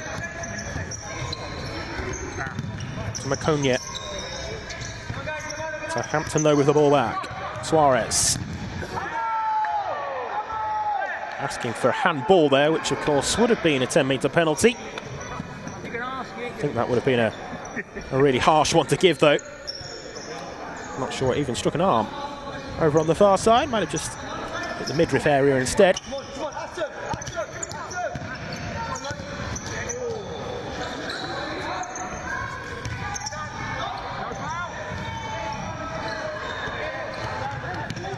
Canedo. Gudencio going backward. Batista thought about coming there forwards as well. Maybe an opportunity at this late stage for Southampton to just try something different. Not that they really need to, but it's an opportunity that perhaps has been a rarity for them in Tier 2 this season, to be so comfortable in the game late on. And I think, indeed, yeah, we will here see the use of the fly goalkeeper, Andre Guedes. Is going to be coming on here as the fly goalkeeper. It looks as though the next available opportunity for the final few minutes, and changes, you would imagine, between Guedes and Batista. Opting for that style of fly goalkeeper with an out-court player taking on that role rather than the goalkeeper just coming forward himself, as the ball there was cut back. And just behind 2 Cambridge players, one of them was Lloyd Maconia. It's a Cambridge ball. And I think Southampton were caught off guard by that, weren't they, as they saw it taken quickly. There's a man down here for Southampton in the penalty area. And I think it's just taken the wind out of the Southampton defender. Hence the stoppage in play.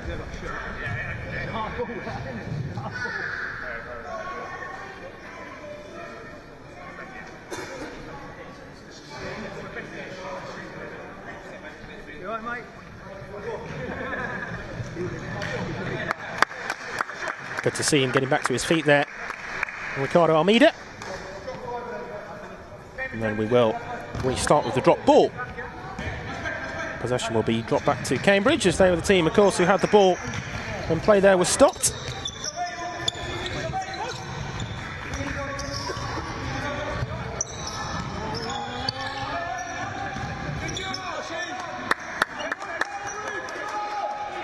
Southampton kicking.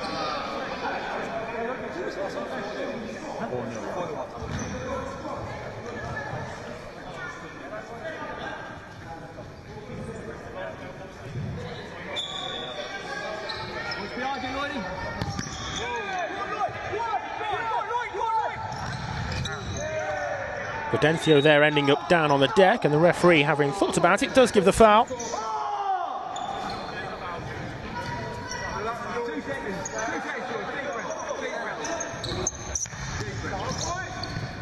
Taken short there into the feet of Pereira, but there's the final buzzer. And Southampton's victory here is confirmed. 6-1 the final score, having led 4-0 at half-time. Southampton Athletic get the job done in the second half, despite the Cambridge improvements. But Southampton very much worthy of their 3 points. It's a good way to end the year for the visitors as we now head into the festive Christmas break. Cambridge will see that, I'm sure, as an opportunity to just reset and move forward going into the new year. Good watch this one this afternoon, but it has finished here at the University of Cambridge Sports Centre, very much in favour of the visitors. The final score, Cambridge 1, Southampton Athletic 6.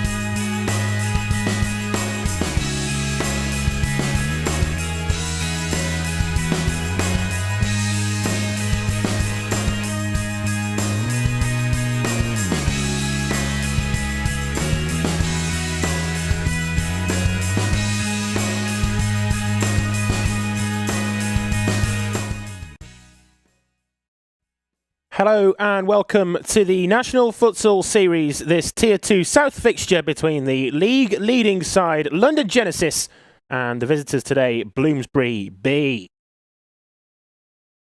Well, here are the two teams then out onto the court. As you can see, London Genesis there in their all-red strip and Bloomsbury in their changed colours of purple and white.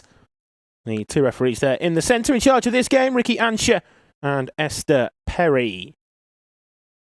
Well, I'll run you through how the two teams line up then.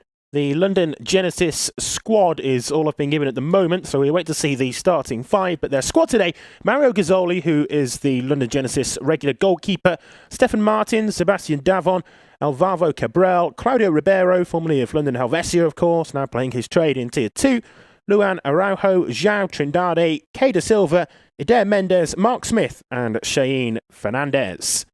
Manuel Savmento is the man in charge of London Genesis. As for Bloomsbury B then, Jack Fosbury is the starting goalkeeper, Archie Farmer, Sam Bunce, Joe Zambon and Luca Joss all start. That's the Bloomsbury B starting lineup. As for the substitutes, Christian Durs, Sam Pear, Sergio Rafael, Hassan Ali Khanum, Aaron Tiagi, Kieran Roper and Vitor Lima.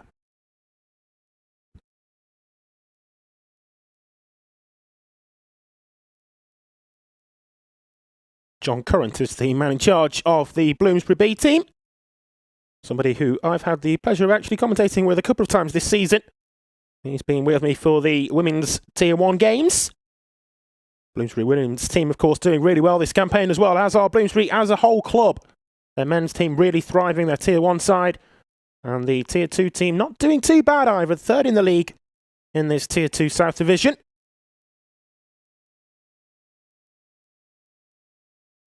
Earlier today, of course, we brought you the game between Cambridge and Southampton Athletics. Southampton winning that one by 6-1. This will be the final showing on the National Futsal Series YouTube before the Christmas festive break. Hopefully we'll have a good game in store. Referee just making sure that all is in order. And we will be ready to begin. London Genesis, you would imagine the favourites going into it, of course, as the league leaders. Bloomsbury, I'm sure, will provide a stern task for them today, though, but it's not the best of starts for them as the ball there out of play from Luca Joss. It was not controlled how Sam Bunce wanted to.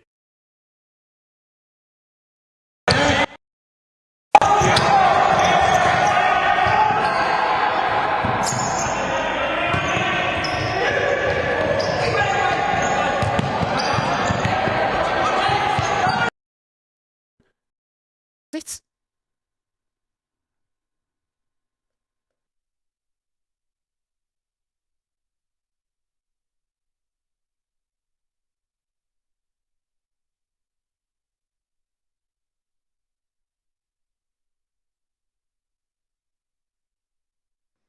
advancing forward here, down wide, right into a dangerous area, and the ball out of play. It will be a corner.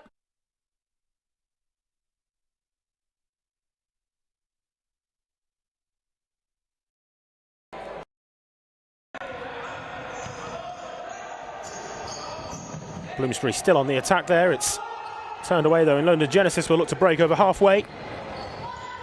On the turn is the number 13, Kay Silva, and he gets his side the kick in.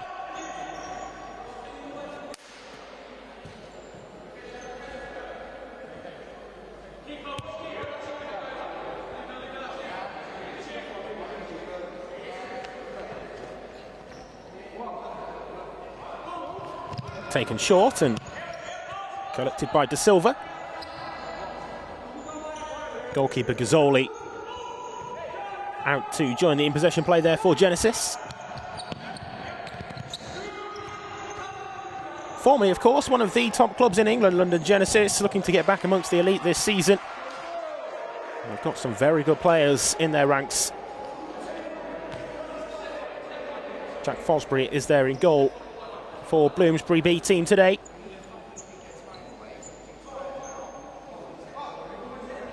It's his side who here might have some defending to do from this corner. Let's see if Genesis can Get a shot away on target as the referee there is just moving back, I think, the Bloomsbury B players the required distance, and will be retaken.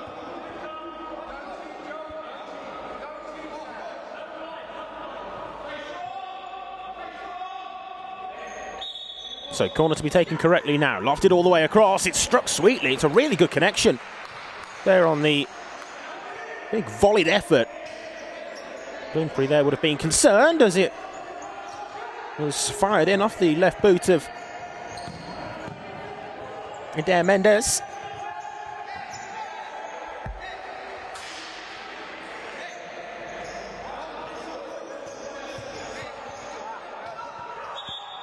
De Silva there taking the kick in, but I think he's taking it from the wrong place. Referee just making sure it's taken correctly.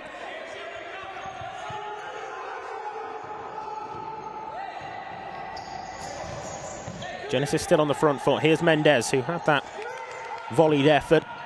Opted against shooting that time, though.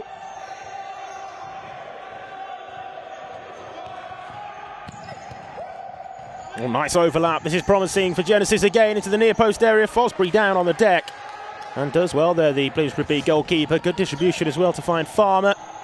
He runs it over the sideline there. It's out for the Genesis kick in. First couple of minutes played, it's still Genesis 0, Bloomsbury 0.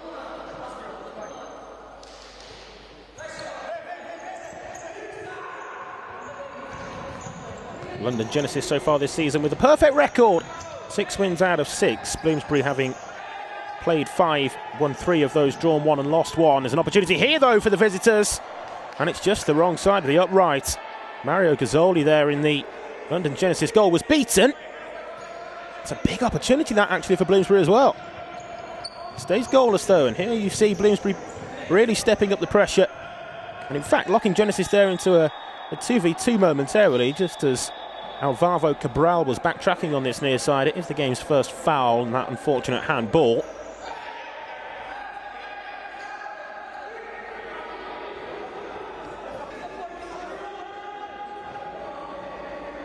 Just a talking to here as well from the near side official, the player from either team.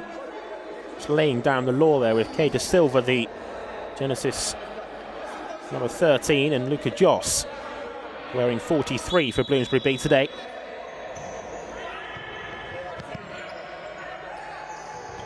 Mentioned that 2 places split these 2 teams in the league table. Sporting Club Southend are the side who are sandwiched between them in second place. They will feel that they're the biggest challengers to London Genesis's charge towards Tier 1 for next season, but Bloomsbury B, of course, will want to win the league themselves. Bloomsbury already with the side in Tier 1, so my understanding is that they, of course, wouldn't be promoted.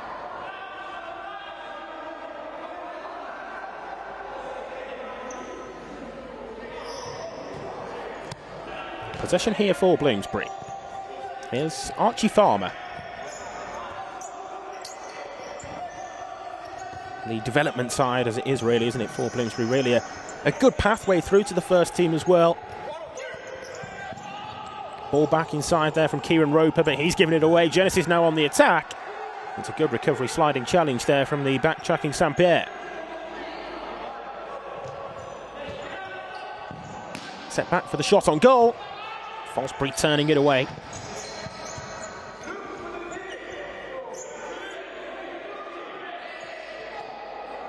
Relatively even start so far. Genesis will feel that they've had the better moments in terms of going forwards, but possession fairly even, and not really much between the teams of what we've seen at this stage. Very early still in the game, of course.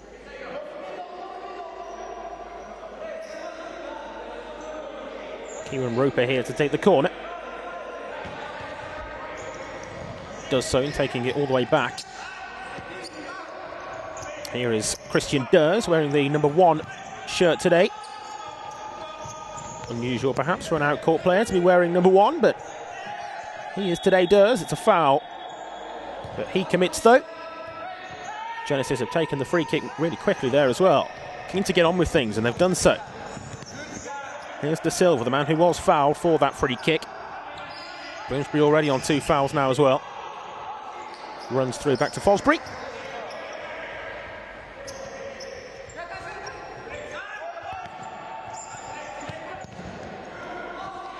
Sampaire trying to find a route through past the first defender, Kay De Silva there.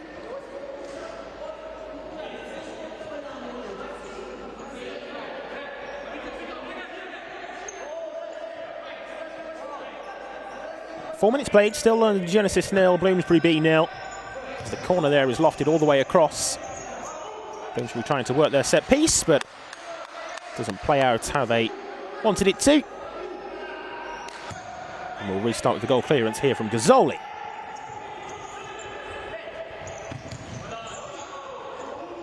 Vitor Lima is on for Bloomsbury, the number 96, the same shirt number that he has worn when playing for the Tier 1 side as well.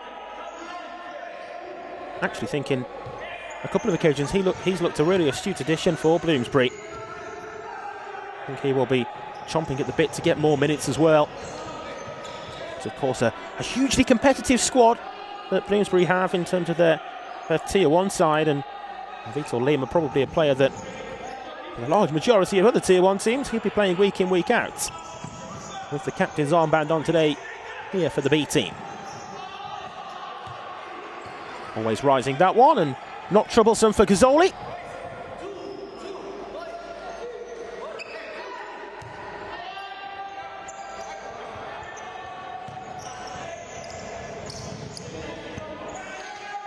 can see those in attendance over on the far side. Watching on this London Genesis team, go in search of the final victory before Christmas. The 100% league winning record for London Genesis would be a brilliant Christmas present for them as well.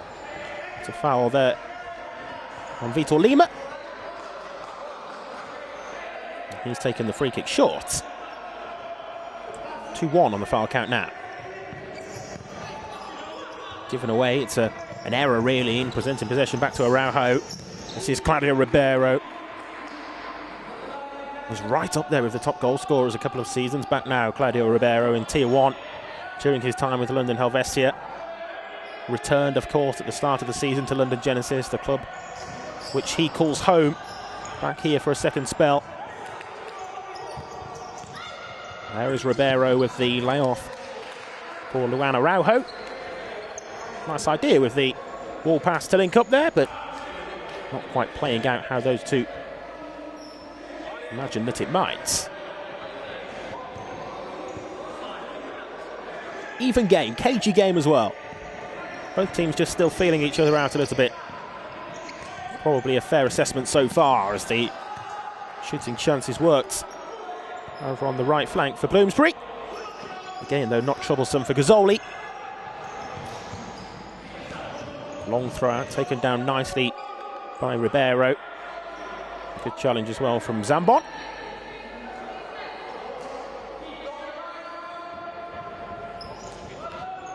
Set short to Ribeiro.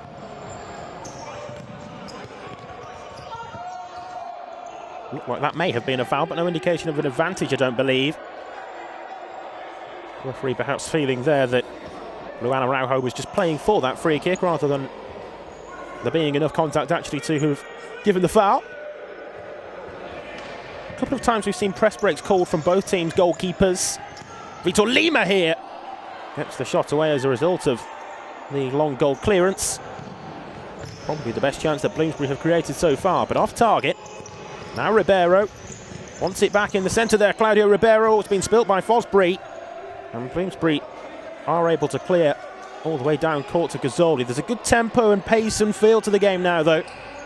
Ball's been in play for a sustained period here as well. Nice ball through. It's a chance for Genesis, but not with the first control touch like that. Wasn't much of a control, and that just allowed for Fosbury to shepherd it out. Certainly feels as though the game's first goal may, though, be on the horizon.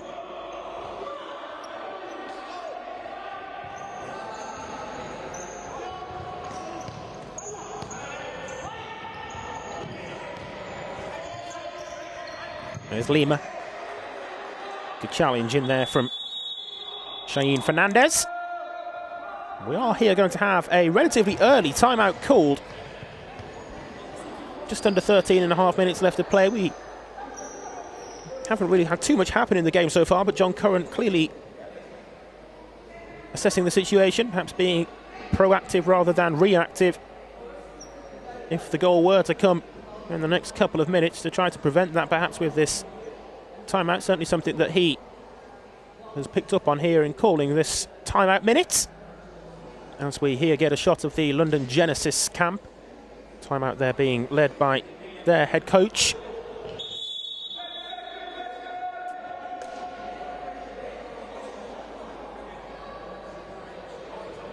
Really impressive record, of course, so far this season with the 6 wins for London Genesis. They've scored 48 goals across those 6 games. It's some going. Conceded only 13 in those 6 games as well, so really a force to be reckoned with when they get going.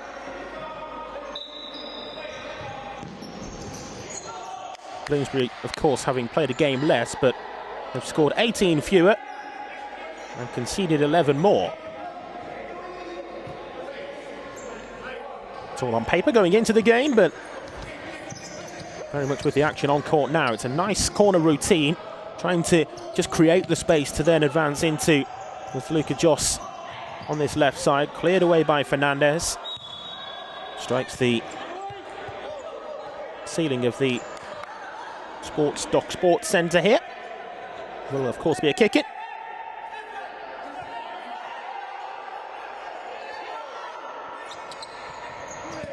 Left on the line there for Farmer.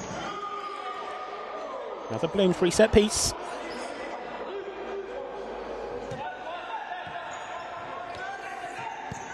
Farmer forward down the line. It was taken though by Bunce instead of running all the way through. Fosbury taking no chances, and he clears out. Safety first really from the goalkeeper, but he did well in assessing the danger and getting there, meeting the ball.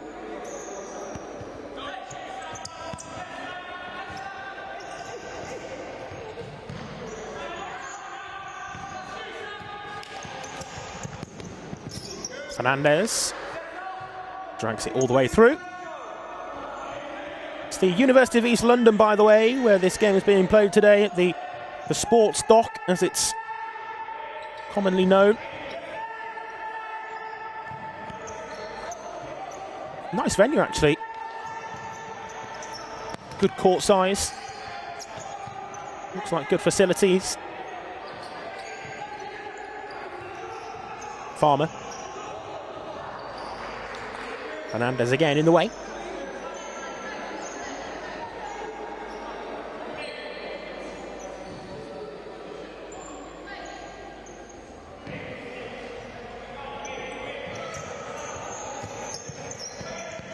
Joss.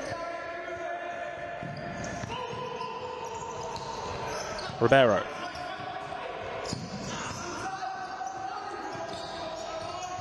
There goes Claudio Ribeiro again. Past the challenge of Farmer. Last touch off the Bloomsbury number 2, so it's out for the Genesis kick-in. Just feels like this game is waiting for that something to happen, that moment perhaps to kickstart things into life.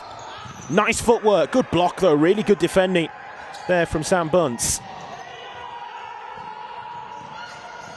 Still the chance remains though for Genesis. Across, Ribeiro was waiting for it.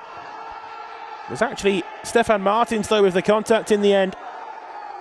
Had the option of the cutback to Ribeiro, but Martins was the man who had the opportunity in front of goal. It's the game's best chance so far. It's a big one, that for London Genesis, and I'm not sure how much Martins really knew about it as it came across his way. He had to sort his feet out in time, and I think maybe was the problem. Couldn't quite sort his feet out in time to turn it in. Certainly a let-off though for Bloomsbury there, and the game remaining goalless.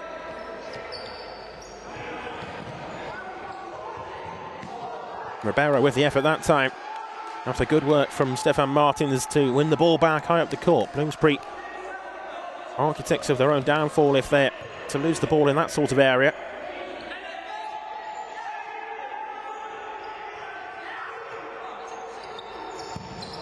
Farmer. Zambon with a nice ball there into Luka Joss.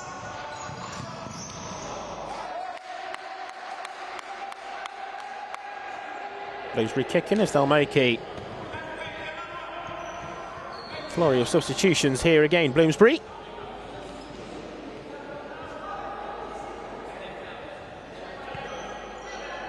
Tampere has seemingly taken on the pivot role. This latest quartet on court. John Currant's side. Here he is with the ball now. Asking for it back as well, getting it, Pear. It's a good block though in close proximity to him. Now Ribeiro, forward down wide right, but into the side netting at the near post. And again, not troublesome for Fosbury.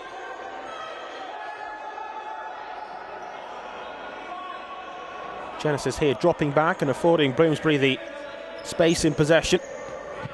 Time and space to have the ball in these sorts of areas. Then choosing their moments when to press harder, press higher, and try to pounce upon the ball. Look to foul, it will be a free kick.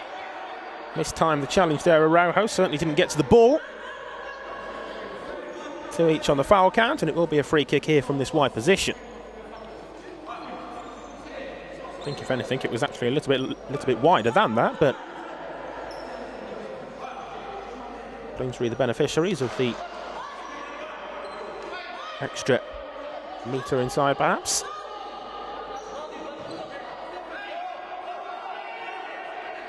Sometimes difficult, isn't it, from this wide position, because obviously regularly the set plays from out wide would be a kick-in. Can't score from a kick-in, can score from a free kick, but it often invites the shot on goal. But that pass across there like that, I just think it's something that you wouldn't see if it was a kick-in, would you? But yet the mindset changes when it becomes a free kick. It's a different dynamic perhaps for the defensive setup as well as the side who actually have the free kick. That's a palm stinger for Fosbury. Able to collect though. Good hold from the Bloomsbury goalkeeper. Inside, but Fernandez able to intercept. Nearly a quarter of this game played. It's still locked at goalless. Here is Fernandez, buried down on goal. Fosbury though, with a great piece of goalkeeping. Read the danger really well there. Narrowed the angle. And in the end it proved to be too acute of an angle really for Fernandez to take advantage of anything.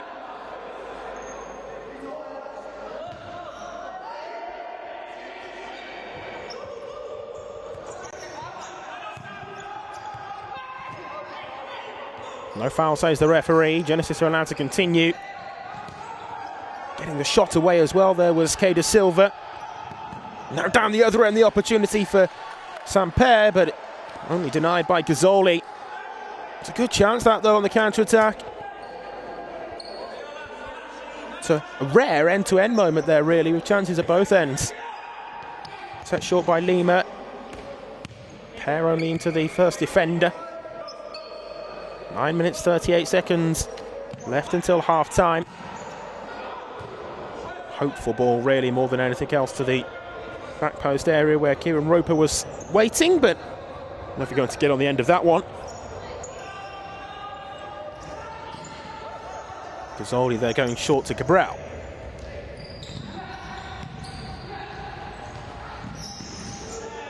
Good tackle, brilliant piece of defending. Bloomsbury, which will be disappointing that we weren't able to hold on to it. It's another change to be made as Hassan Ali Khanum is coming on. The latest Bloomsbury B switch. Via the deflection off Tampere there and out for the corner. Intriguing game this one, isn't it? In terms of the tightness in the game and the tactical battle between the two teams as well. Given away there to Ali Khanum. He's unable to hold on to it though. It's a good recovery. Ali Khanum having given the ball away to begin with back there to slide in and then get to it. Will be the Genesis set piece though over on the far side. I think it had crossed the line. The referee Esther Perry well positioned there to make the call, and in fact it looks as though it will be a corner.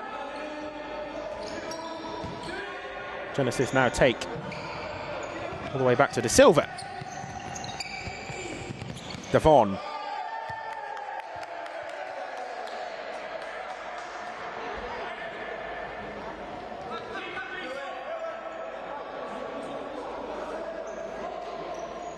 De Silva sets it short for Mendes. Gets it back again there. De Silva continues on as well, and flying to his right was Fosbury. One which the goalkeeper would probably be expected to save from that sort of distance, but it needed saving nonetheless. Genesis here, you get the sense though perhaps just beginning to build the pressure and turn the screw a little bit. Bloomsbury, remember, already having used their timeout. Mendes past Farmer. Not a good connection on the shot though.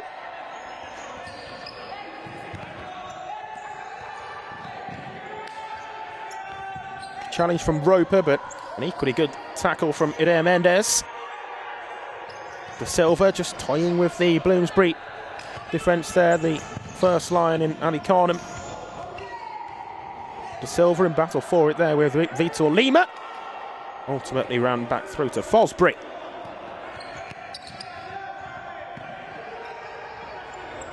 Just feels like the game's still on the knife edge, doesn't it? Waiting for that one moment, Farmer. Through to the grateful arms of Gazzoli.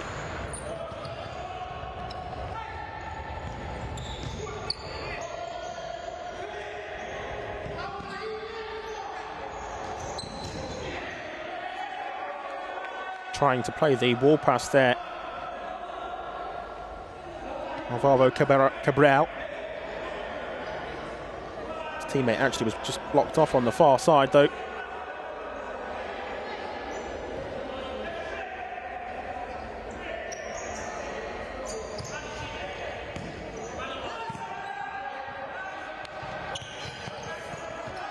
Lima plays allowed to continue here for Vitor Lima. Still Genesis with a man down. Now the game will be stopped. I think it's João Trindade who went down there. It seemed just to be as a result of the strength of the Bloomsbury pivot. He has been replaced. The game will be good to resume, but an opportunity again. That time for Bloomsbury with Vitor Lima causing a bit of havoc. He was the target of that ball into the centre, but well cut out.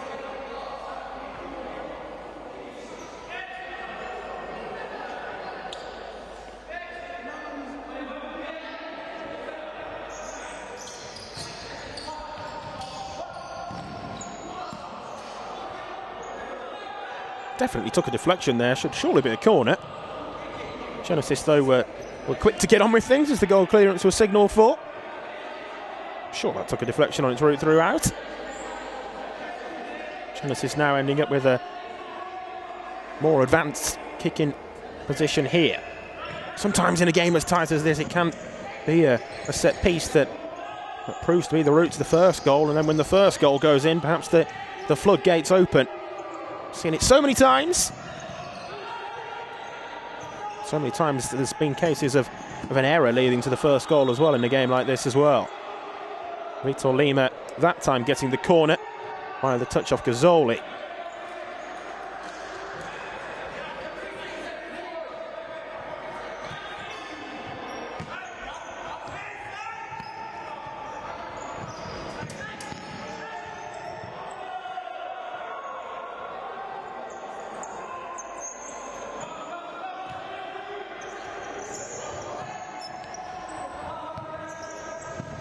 Offering into the centre there was Araujo, but not used. Here is Araujo now. Oh, nice give and go. Nice play from Cabral. There's Fernandez. Now De Silva. Past the first challenge, past the second as well. And it's a quite brilliant London Genesis goal. Nothing that Jack Fosbury could do to keep that one out. It's an absolute rocket. And the skill initially to create the chance as well was quite brilliant too. It's an excellent goal. And London Genesis have themselves what they will feel is a well-deserved advantage. K De Silva, the man on the score sheet. And we do indeed get the breakthrough goal. Genesis, who've scored so many goals this season, have themselves their first today.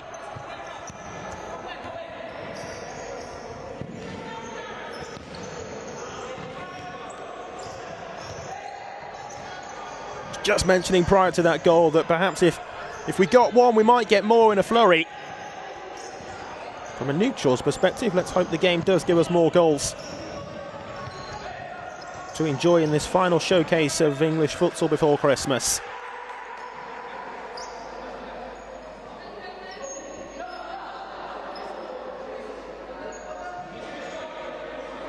Genesis set piece again. It looks as though Ribeiro will take this one. Fernandez, well blocked.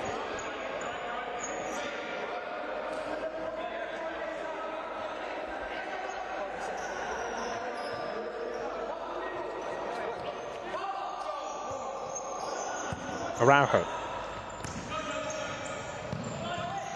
Here's the goal scorer, De Silva, forward down the line to Fernandez and back inside for Ribeiro. I think he actually let that one run, didn't he, Claudio Ribeiro?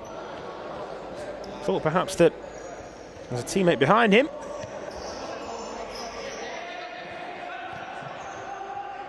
Farmer there taking the kick in for Bloomsbury again. It's a change of the quartets all the way across. Pear was the target, but Ribeiro again backtracking really well. So lively, isn't he? Was a handful in Tier 1 to be playing in Tier 2 now. Claudio Ribeiro is quite the opposition man to deal with.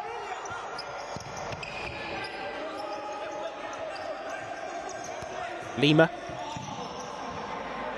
Nice idea as Bloomsbury there got bodies forwards, and it was just a misplaced layoff really from Durs. 5 minutes of playing time left before half-time. London Genesis here leading by 1-0 against this Bloomsbury B team. De Silva, a brilliant individual goal, but he's giving it away there, and there's a chance which is seized upon. And it's an equaliser for Bloomsbury. Well, they're asking for a foul. The protests continue, but Saint-Pair takes full advantage, and Bloomsbury are back level. It's one each.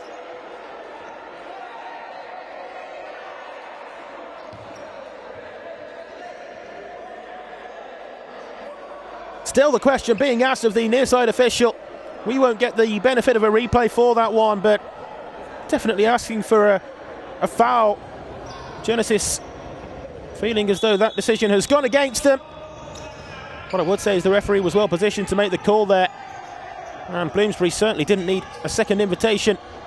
Saint-Pair didn't need the second invitation in slotting past the goalkeeper. Genesis feeling a sense of injustice though. Maybe that will just ignite the engine a little bit more for them in wanting to get themselves back in front before half-time. It's a goal which changes the picture though.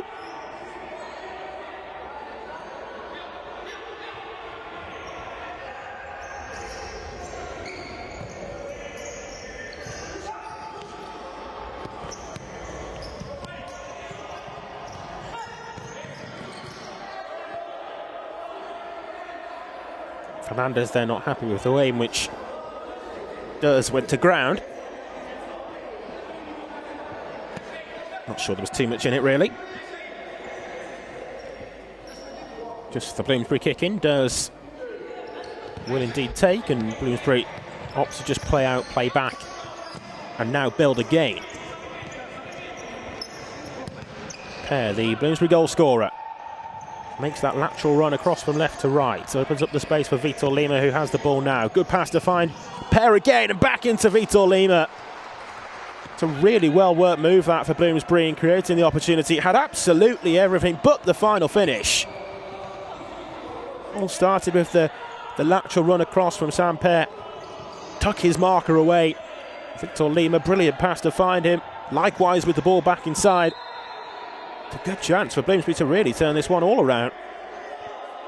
Having been behind in the game, remember, level now, they could easily have been in front there. And it's just a talking to for Christian Durs from the far side official Esther Perry. Laying down the law once more as Eder Mendes there was fouled and takes the subsequent free kick as well.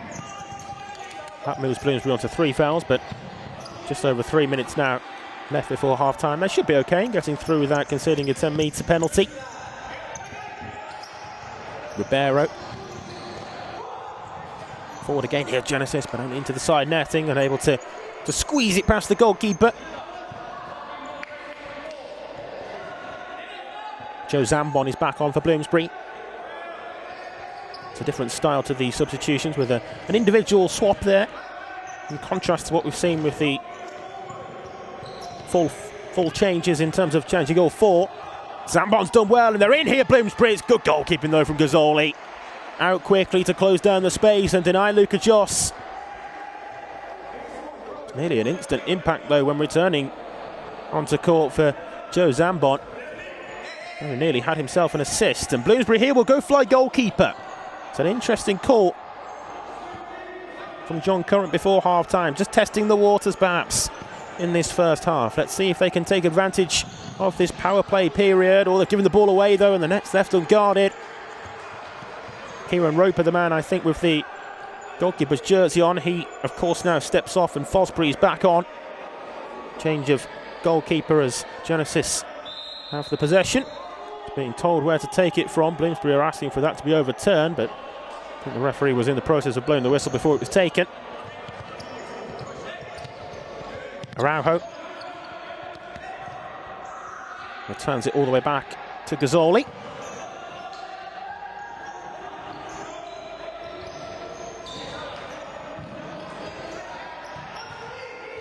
It's a scramble for possession, which Ribeiro's done really well in.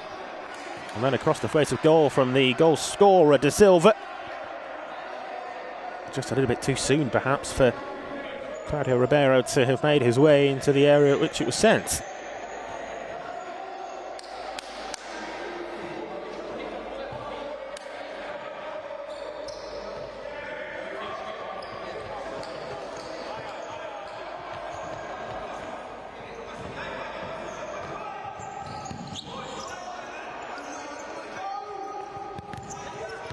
Farmer, against Ribeiro, and the net's empty here.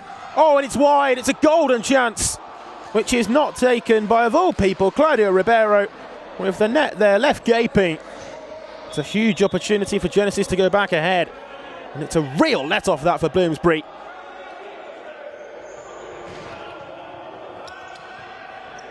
Bringing about their own problems, though, really, weren't they, with the misplaced pass with the goalkeeper forwards.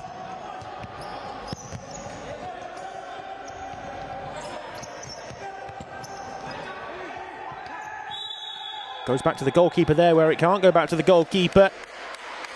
And it will, again, be a really good opportunity this for Genesis. Perhaps not so than the one with the empty net, but nonetheless here, it's a good chance to score from this indirect free kick. The foul there has been added to the count by the home team's timekeeper. It shouldn't be. It's an indirect free kick, so it should stay at 2-3 on the foul count here, which you would hope the referees would pick up on if alert to it. You would also hope that it's just an honest mistake from the home team's timekeeper, but of course no indirect foul, indirect free kick which is given is added to the foul count. Everybody as they should be, with good reason to be, all the way back here for Bloomsbury. 1 metre off the goal line, therefore 5 metres away from the ball. It's set short, and again on the follow-up, and bodies flying everywhere. Bloomsbury doing enough to keep it out the net.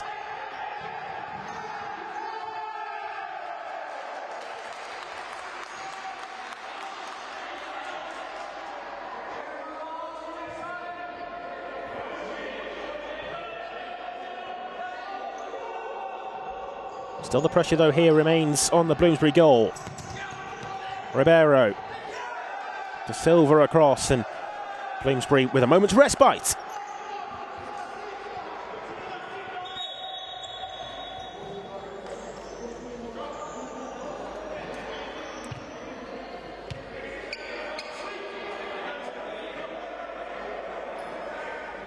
Yeah, good spot from the near side official who's just correcting the foul count there. As you can see now, back down to 2-3 on the fouls, which is where it should be.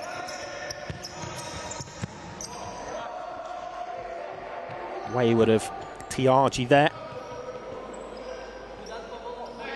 On for the final 90 seconds or so of this first half, Aaron Tiagi. Gazzoli didn't look particularly comfortable in possession. They're giving it away as well. Here's Lima over the goalkeeper, but it's not going to be caught by Pear. The reaction from the man on the near side there, De Silva, was one of frustration, but he seemed to freeze as well in not getting back.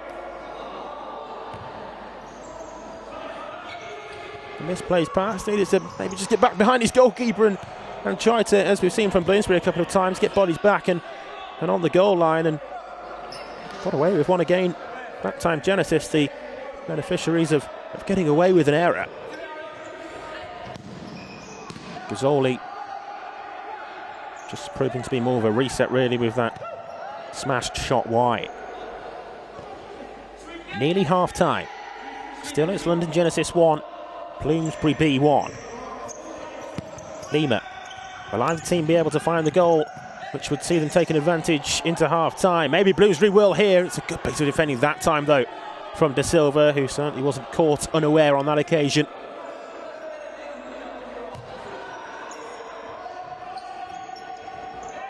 Short rollout from Gazzoli. Goalkeeper can't be used now, of course, and it's a 2v2 at the moment. Nice block, though, to just afford Adair Mendes some more space there. It was really necessary as well, because otherwise the pressure would have been intense. Here's Ribeiro. Nice footwork, offload to the left. Big chance, good save, Fosbury on the follow-up. Fosbury stopped it again. And it's a double stop from the Bloomsbury goalkeeper. Jack Fosbury standing firm and standing in the way of the London Genesis efforts on goal. He's been involved with the England under-19 international side, Jack Fosbury, and that experience, I imagine, will have done it the world of good as well. A really astute goalkeeper amongst Bloomsbury's ranks.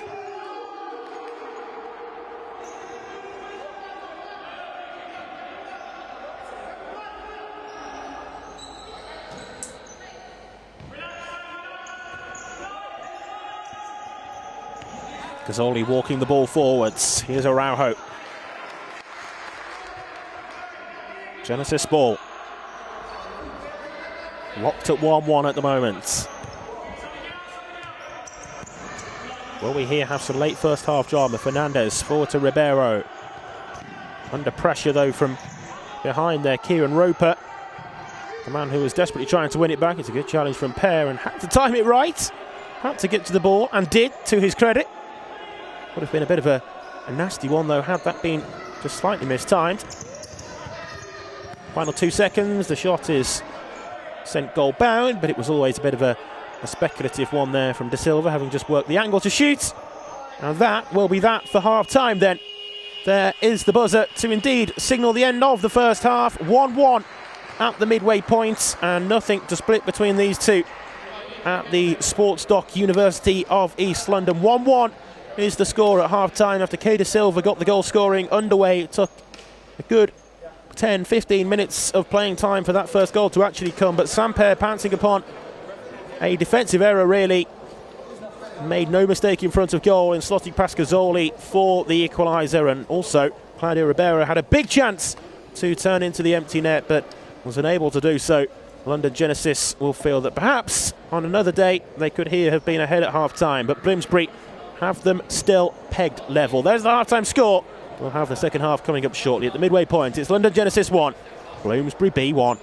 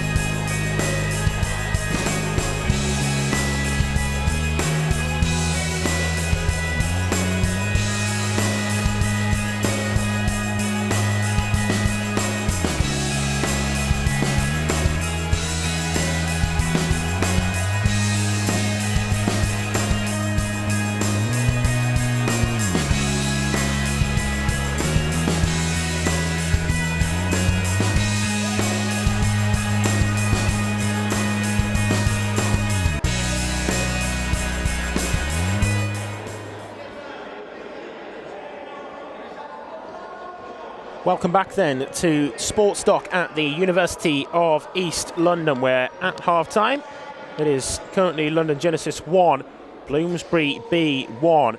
And it looks as though we are now nearly set for the start of this second half then. And very much it still hangs in the balance. Looking forward to seeing which way this one will go in the second period.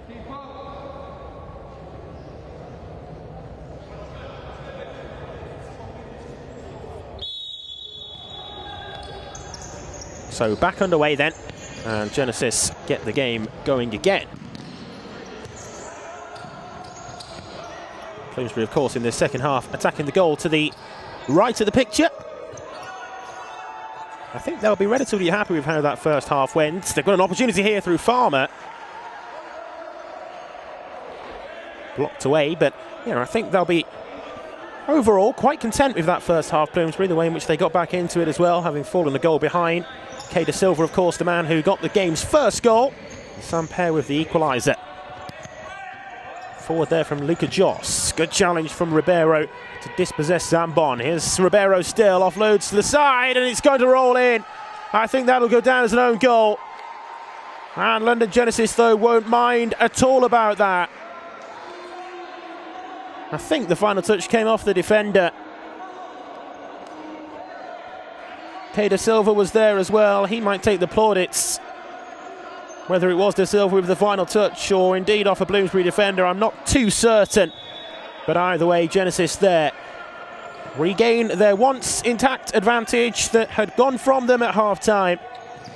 On the transition, good Genesis goal. They're back ahead. It might get even better for them here as well. Ribeiro, option to the right, good challenge. It's sent all the way back to the goalkeeper. Gazzoli plays out.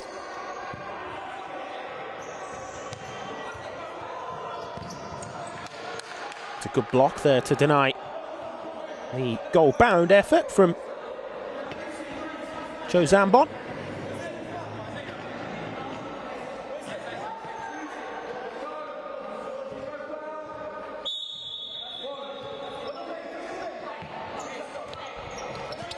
Here's Farmer. Now De Silva. Ribeiro past the first challenge. Ribeiro turns away from the defender that time. Into the centre. Oh, it's a good save from the goalkeeper. It's a scramble on the goal line.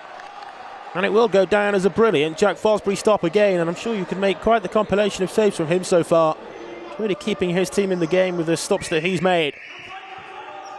A sense that he'll have to continue to be at his best if Bloomsbury are to get back into it. There's another chance.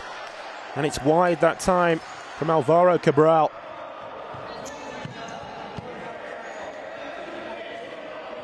Just had it confirmed as well that it was indeed Kay De Silva with the final touch on the London Genesis goal.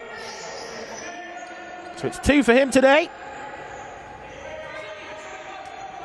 A goal either side of half-time for him, with, of course, the then equalising Sampaire strike sandwiched in between.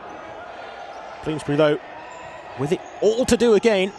Failed to find another equaliser. Across the face of goal, was it? No, just behind, actually. Thought it was coming all the way through, and Sampaire was ready. Other side of the goalpost, the wrong side of the goalpost from Bloomsbury's point of view. Again, Fosbury doing oh so well. And actually kick-starts the transitional attack here too, but it's been given away. It's a loose one. Presenting it back to De Silva. Now Ribeiro. Good challenge from the back-tracking defender, Sergio Rafael it was who got back there. It's really all action at the start of this second half. It has really exploded into life since the restart. Hardly had time for a breather since the second half has started. And the Genesis, of course, scoring in that time, but Bloomsbury have had their moments as well in the 2.5 minutes of playing time since the break. I think the ball's been in play for the majority of that. Now we do get a moment's breather as it goes out for the kick-in.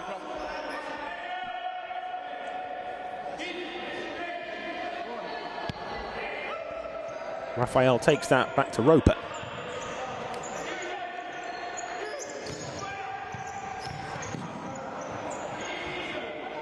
Just wayward though of Sampaire.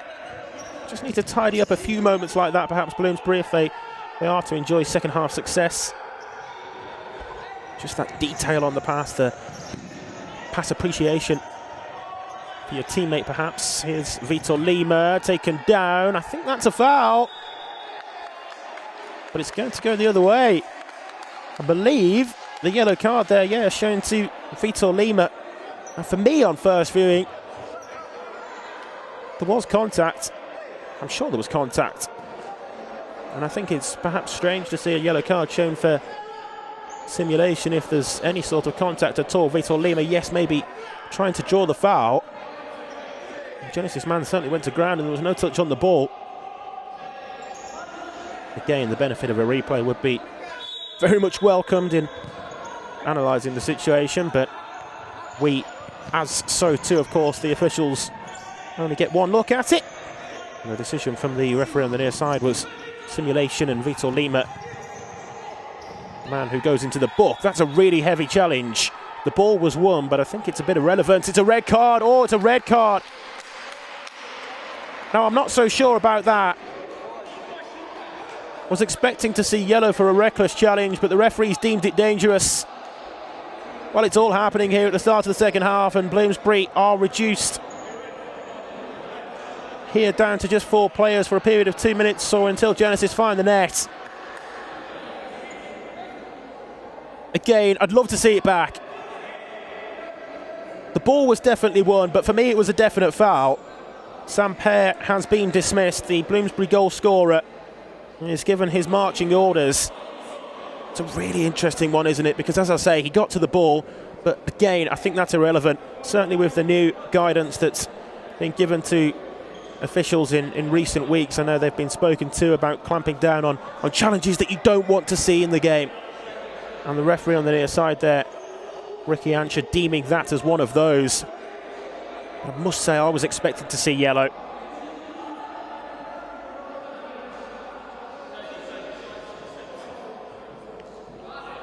A red card it is, though, for Samper.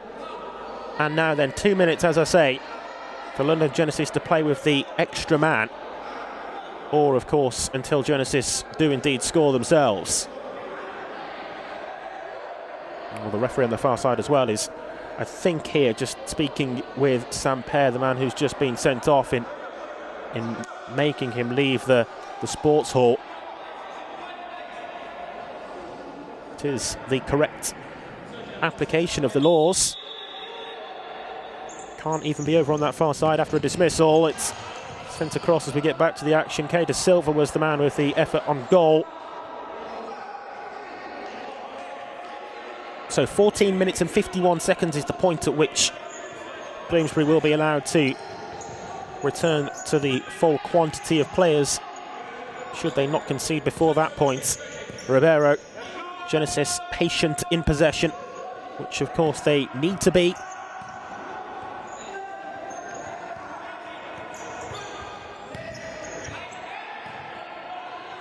De Silva, Ribeiro there wanted it in the centre. It's a very narrow defensive style setup here at the moment, with 2 at the back and 1 just in front for Bloomsbury. Back into Ribeiro, good clearance away though, good reactions. Roper breaking clear. It's a good defensive challenge there from Luan Araujo. Bloomsbury, despite having the man less, they're sensing the chance to get forward and ask some questions of the Genesis defence, which they certainly did. It was well answered though by Araujo with that time the well-timed sliding tackle. Bloomsbury corner.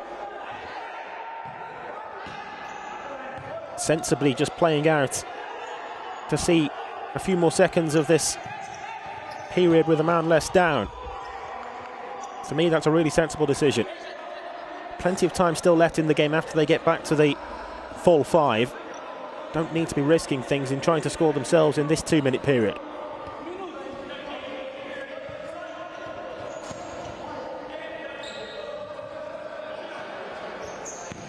Vitor Lima at the top of the defensive setup at the moment. I think Bloomsbury are defending this really well. They're restricting the chances for Genesis. Ribeiro. Again, Vitor Lima in the way. They're going to break away here, Bloomsbury as well. Vitor Lima sensing the chance. It's a good tackle again, though, from De Silva, not dissimilar to the style of tackle that we just saw forced. London Genesis in defence as well. The previous flurry forward. 1.5 minutes of the 2 have been played out. The clock is counting down when it really shouldn't be. Very nearly getting to 4 seconds there. I think that's actually happened on a couple of occasions so far. In fairness, it's probably an error on behalf of the home team timekeeper in starting the clock at the beginning of the 4-second count rather than when the ball is actually sent into play. The clock is stopped rightly now as the game is stopped. Fosbury is down. But very nearly there, I should say now, Bloomsbury. 15 seconds exactly until they'll be able to bring the extra man back on. I just wonder how important this stage of the game might prove to be in the greater scheme of things. More defending to do though at the moment, and it's done well. Raphael doing well to begin with, then Vitor Lima looked to be fouled. It's gone back to the goalkeeper, and I think actually the decision here is going to be an indirect free kick on the edge of the box. As it went back to the goalkeeper, is that the call? Bloomsbury aren't happy. Genesis seem to be setting up for a kick-in. I'm not quite sure how it can be a kick-in.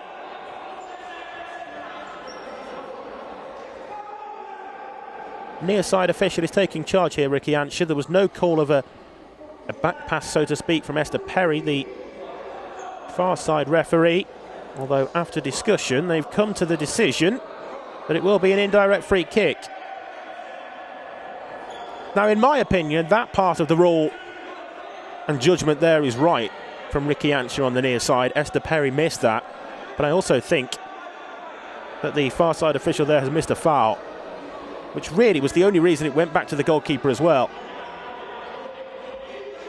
Don't think it would have if the foul was given, and Genesis here afforded a big chance. Oh, it's against the crossbar, and one which Bloomsbury will rightly feel that they've got away with, because I think there was a bit of injustice in that being awarded. Genesis not able to take advantage though, and Bloomsbury now back to the full quantity of players. Back to regular 5v5 play.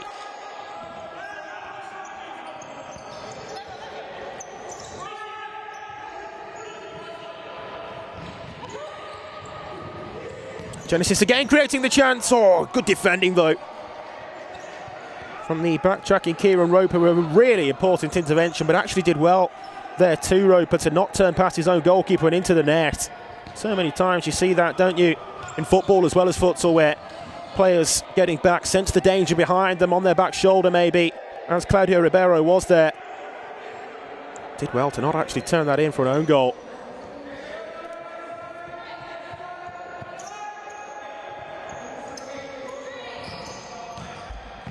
Again, another example of the clock counting down before the kicking was actually taken there.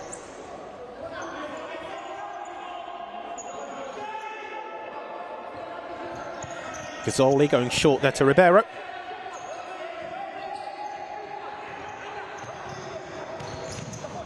Ribeiro evades the first challenge, and in doing so doesn't get the foul, which I think he could have bought. Here's Vitor Lima for Bloomsbury. The goalkeeper's scrambling. That's a brilliant goal. Superb quality there from Vitor Lima, who sold the defenders a treat. The goalkeeper too. He was scrambling on the floor, and Vitor Lima also able to provide the finish, and it was a brilliant one in that. Cute with the clip over the goalkeeper. 2 each, and Bloomsbury have their just rewards after seeing out that period of 2 minutes with a man less. They've only gone and got themselves back level. Vitor Lima rightly taking all the credits there from the support on the far side as well. 2-2, and doesn't that set this game up nicely now?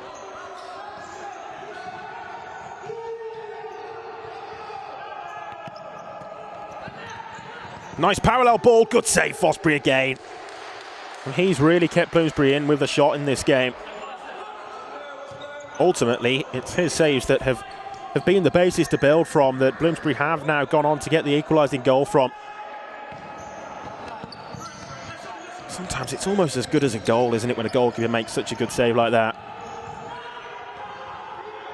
granted. I think that time the quality of effort on goal perhaps wasn't the best, but in terms of the stops that Fosbury's made overall today.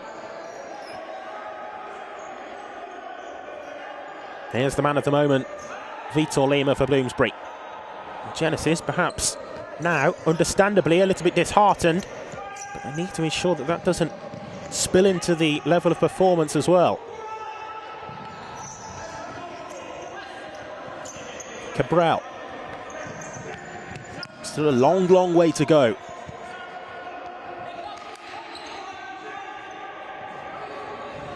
Cabral there with it again. Just the one foul in the second half, incidentally, so no real need for either team to worry about that at this stage. Saying that, we do know how quickly it can creep up, though. Bunce there with the final touch. But Genesis being asked questions.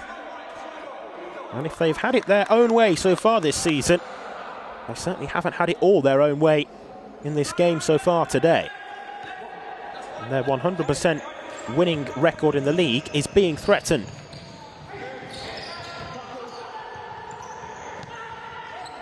There's an option to the left here as well for Bloomsbury if they can work it right. It's a 3v2. Opted to go alone though, Ali Khan, and when the overlapping player was on the right as well. Ali Khan desperately there trying to make the foul as a tactical foul. Still going Ribeiro, but Fosbury pounces upon it. The advantage was played by the referee. It's a late signal, to be fair. It should have been earlier. But it will be a rolling foul nonetheless. Vitor Lima comes away with possession, and Bloomsbury comfortably with the ball again, but they got away with one once more. You could see after the 3v2 for Bloomsbury, the transition down the other end, and Ali Khan was so desperately trying to make the foul, wasn't he? And take one for the team, so to speak. Wasn't able to do that, and it's a 3v2 here now for London Genesis as well. Goalkeeper out of net, not sure he needed to be that time. And for me, that brought about the simple pass, which was the opportunity for Claudio Ribeiro. The rolling foul is added to the count correctly. Maybe just a little bit of a rush of blood to the head there, though, for Jack Fosbury. Came out of goal in a situation which, again, on first viewing, it seemed as though maybe could have just held back a little bit more that time.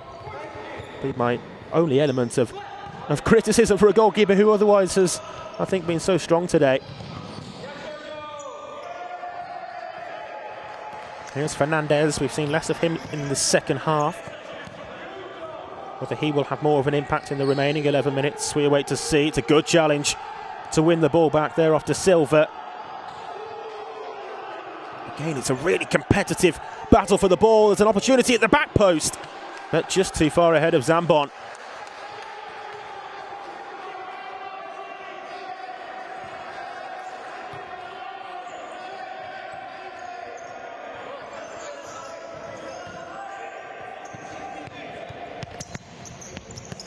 Apologies for the loss of the scoreboard graphic at the moment. We'll try to get that sorted for you in just a moment. But 2-2 and nearly midway through this first half. London Genesis still in possession. It's a good ball there into the feet of Martins on the turn. Martins wants it back. I think that one might have been going wide anyway, but Fosbury taking no chances.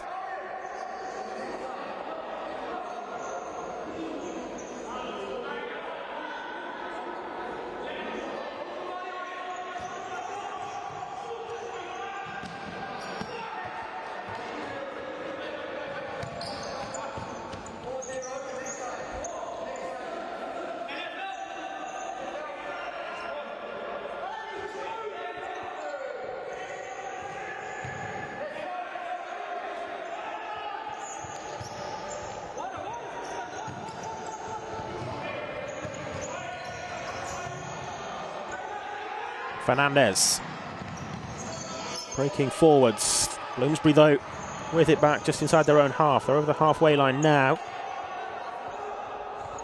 Bunce couldn't quite keep it in. Pass was wayward of him. 9 minutes and 54 seconds still to play.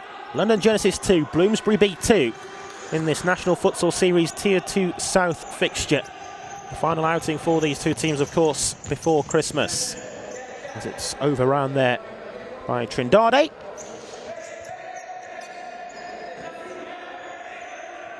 And Bloomsbury going fly goalkeeper. And from a goal clearance as well, Genesis not opting to press high. Often there you see teams really step up the pressure and try to keep a team who want to go 5v4 into a situation where they can't. Long range strike though, it's an effort on goal.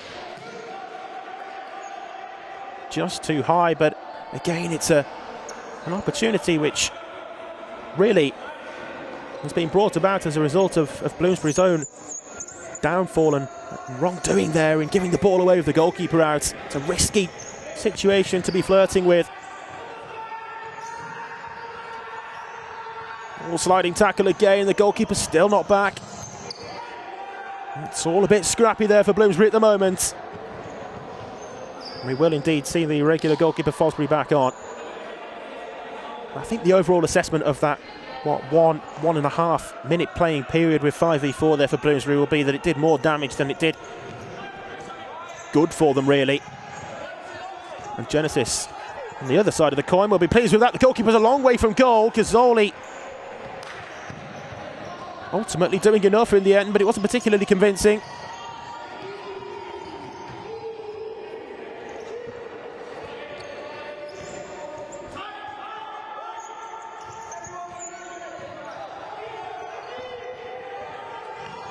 Another Bloomsbury opportunity. The goalkeeper Gazzoli down low to his left that time.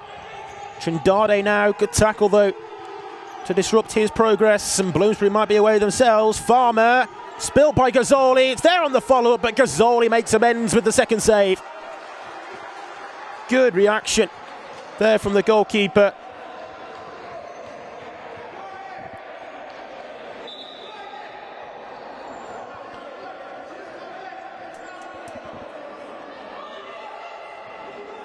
Corner for Bloomsbury, but to be taken from the far side rather than this near side. Always feel that teams probably prefer it to be taken from the corner, where it can be set back for a right-footed shot on goal, particularly if you have a lack of left-footed shooting options in the team.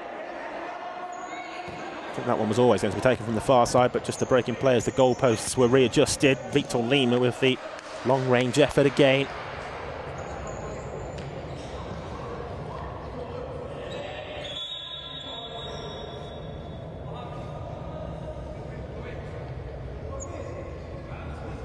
Referee's just halting play for a moment here.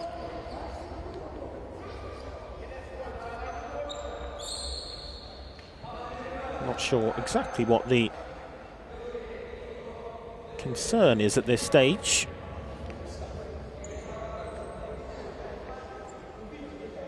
I have to say that I'm as puzzled as probably you are watching on as well as to why this has been stopped. A member of the London Genesis coaching staff on the bench has gone across to the far side, and just wonder whether it was a problem with the scoreboard or something similar perhaps.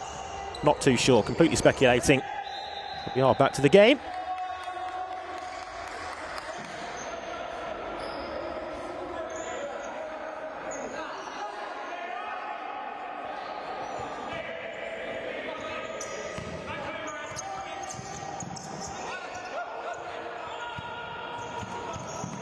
Roper looking to make inroads there into the Genesis defence. He was held up though in his potential progress.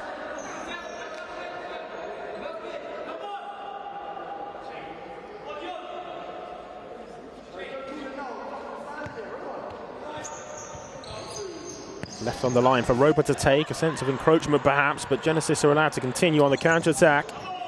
Martins gets the corner.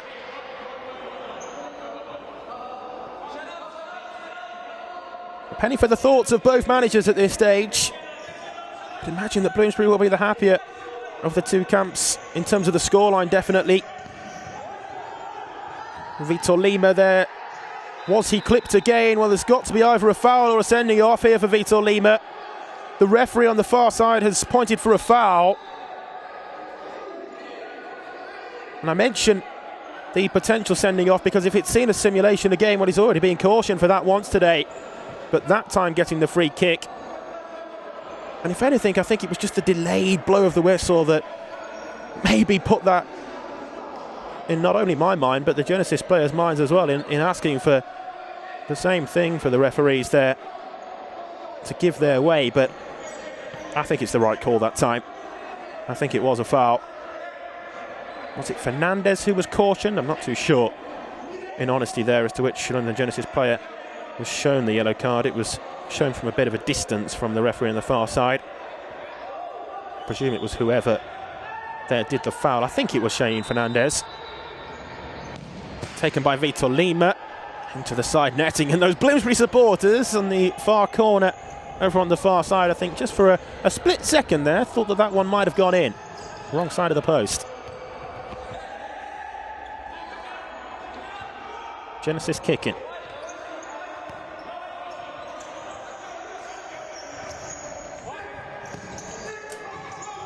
Oh, the goalkeeper's giving the ball away. It's Lima. Can't get past Fernandez that time, though.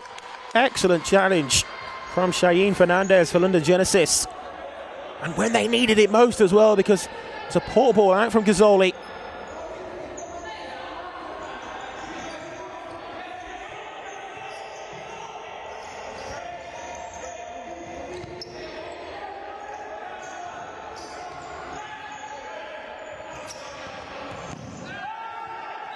That's a foul on Roper. Just threatening to boil over a little bit now, isn't it, this game, in terms of the challenges that we're seeing going in the last few minutes, or last 5 or 10 playing minutes. 2 each on the foul count, and referees just with an important job to keep a lid on things. It's understandable the intensity of the game, though, given what's at stake, and I hope both teams really will go for the win here. I'm sure they will. Ribeiro. Lima. Option to the right again, but Lima opting against trying to use it.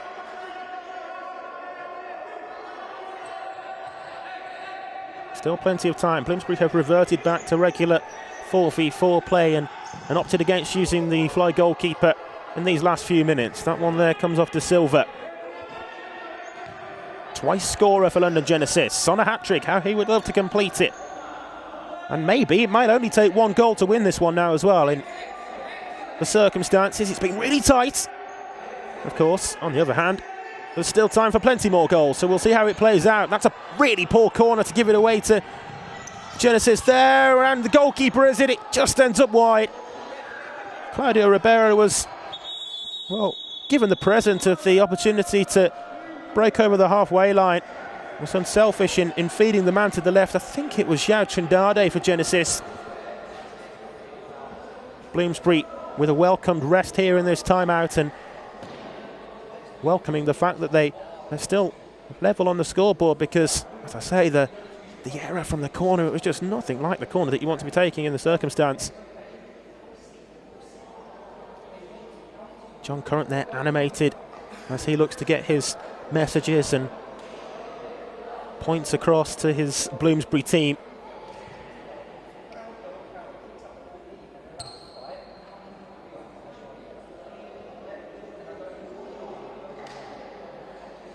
Just trying to listen into what the Bloomsbury head coach had to say there, but it was difficult to make out. Certainly, as I say, getting his points across, though, and Bloomsbury will feel that they can maybe even go on to win this game, you know, with the chances that they've created. I'm sure that will be the aim for them from this stage. They won't be settling for a point. 6 minutes 33 seconds left to play as we return to the action following that Bloomsbury timeout. It was a much later called timeout than we saw from them in the first half. Here's Ribeiro, just lost control of the ball though. Still there, collected by Araujo. Now Fernandez. Across to De Silva. Evades the first challenge to Silva. Ribeiro in the goalmouth area. Not the best of views as the referee is in the way of the goal, but I think it's gone behind for a corner in the end.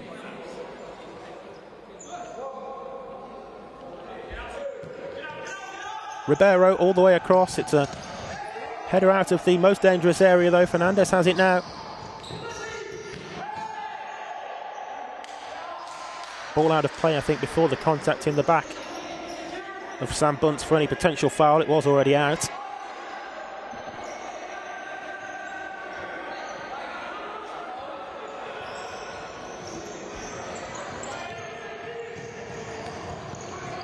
Lima holding it up as the pivot again that time. Farmer crowded out though by two players in red shirts. It's Ribeiro who comes away with it. Claudio Ribeiro gets the shot away as well, but Archie Farmer with the block. There will be plenty more chances left in this game, I can assure you of that.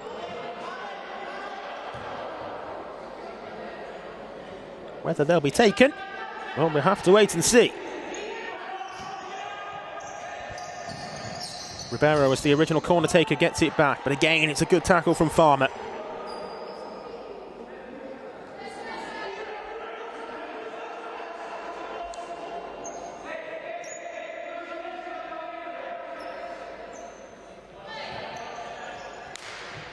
Ribeiro to take the corner again.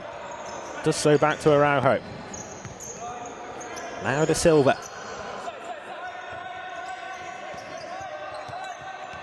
Fernandez.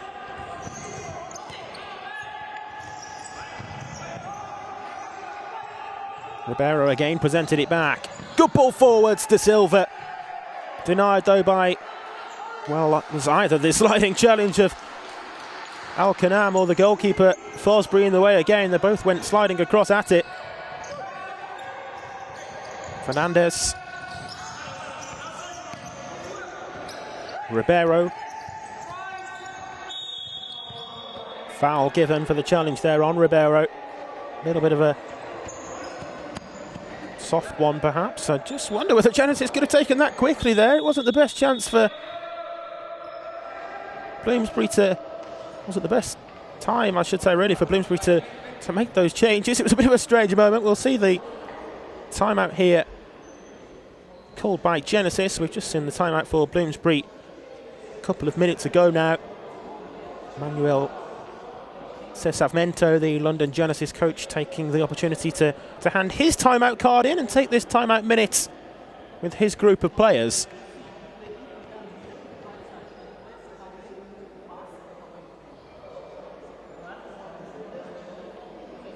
After Christmas, London Genesis will return on the 21st of January. That's their next fixture date, in another league game against Cambridge, who we saw today earlier defeated by Southampton Athletic.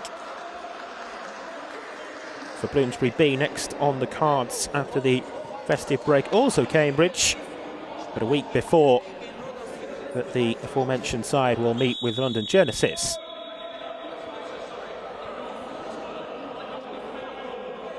All eyes here though on the meeting between the pair. Referee begins the 4-second count. It's the correct decision, it's the end of the timeout. Not the free kick that Genesis there had envisaged.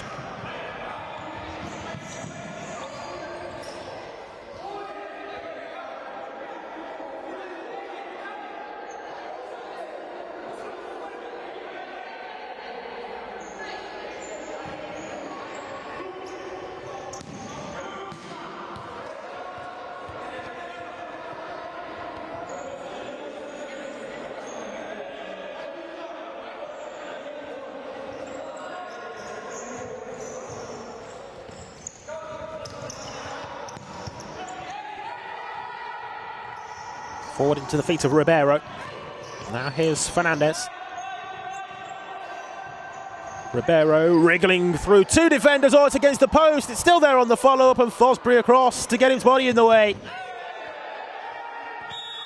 Referee very much thought about that decision and gives the free kick for Bloomsbury, much to the disappointment of Ribeiro there, who's still protesting with the referee.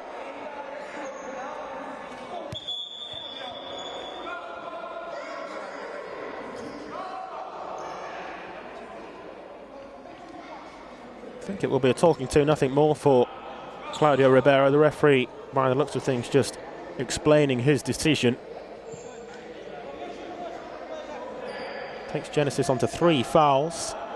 4 minutes and 32 seconds left to play now. It's been 2-2 for quite some time, really. Gazzoli pouncing on it. Long distribution. Now Ribeiro. Fernandez. Back to Ribeiro again, through the legs of Lima, but he wins it back. This is promising now for Bloomsbury. Vitor Lima, just the wrong side of the post. Oh, so close to a full turnaround there for Bloomsbury. Now down the other end, Ribeiro! And finally, Claudio Ribeiro does get his goal. And London Genesis, for the third time today, are back ahead. Exactly 4 minutes to play, and Genesis are a goal up, 3-2. Could so easily have been 3-2 down the other end in favour of Bloomsbury, but now they find themselves behind. It's the fine margins in this sport. Vitor Lima misses the chance at one end. Quickly with the goal clearance, long down court. London Genesis taking advantage, finding the pass across to the number 9, and Ribeiro did the rest with the first time finish. Nothing that Fosbury could do to get across to it that time. And the league leaders, who have very much had their 100% winning league record threatened here today, are back in front. Don't get me wrong, they've still got work to do here, but they'll be feeling a whole lot more happier about the situation now. And is this the time for Bloomsbury to go fly goalkeeper? Not yet. Here's Lima. Kept in play well, nice skill too. Araujo continuing. Clearance away, but nothing more than that. It was just a rushed reset long.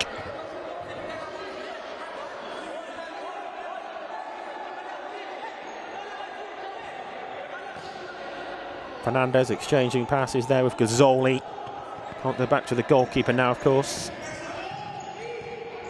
One more Genesis goal might just kill this game off.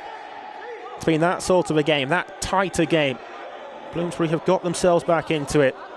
Came back to 1-1, came back to 2-2. Can they find the all-important goal to get themselves back to 3 each as well? Ribeiro passed the challenge again, but it's smashed out.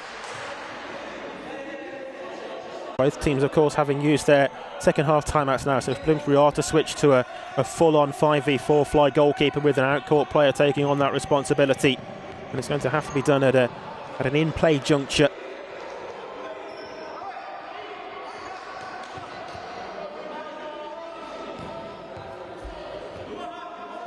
I don't think that's a given, though, that they will switch to a 5v4 at some stage, because, as I said, they weren't really getting success from it when Kieran Roper was out as the fly goalkeeper earlier in the game. Fernandez. Nice turn again. Well defended, though, that time to dispossess Araujo. Ribeiro with the challenge. He accepts the decision for the free kick on that occasion.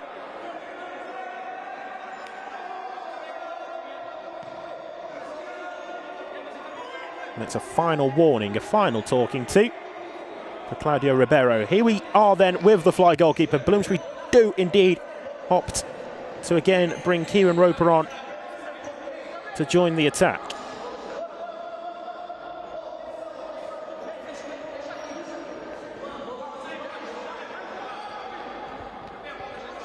Two and a half minutes for Bloomsbury to find the goal that they so desperately here want.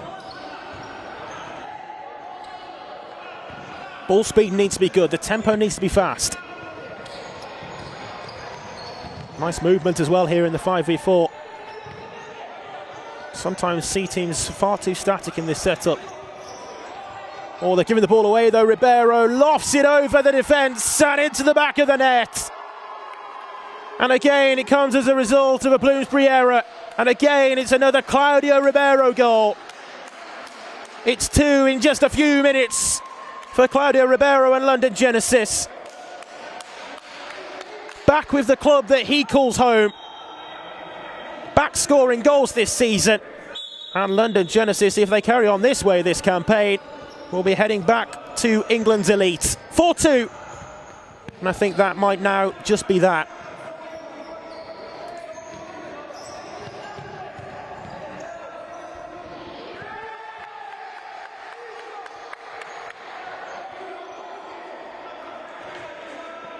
Came at a time where I was just giving praise to the fluidity and movement that Bloomsbury was showing in the fly goalkeeper, but it was just a poor touch from, I think it was Vitor Lima, and giving it away.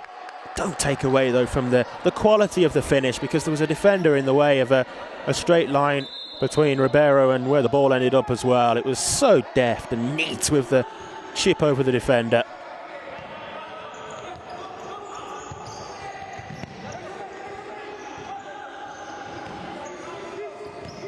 Farmer to Zambon.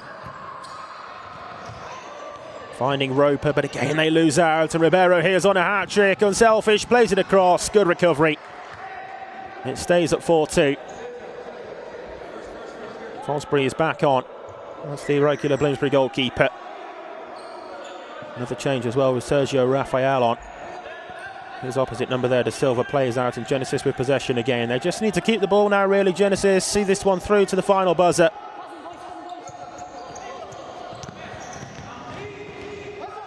Ribeiro in search of more goals, though.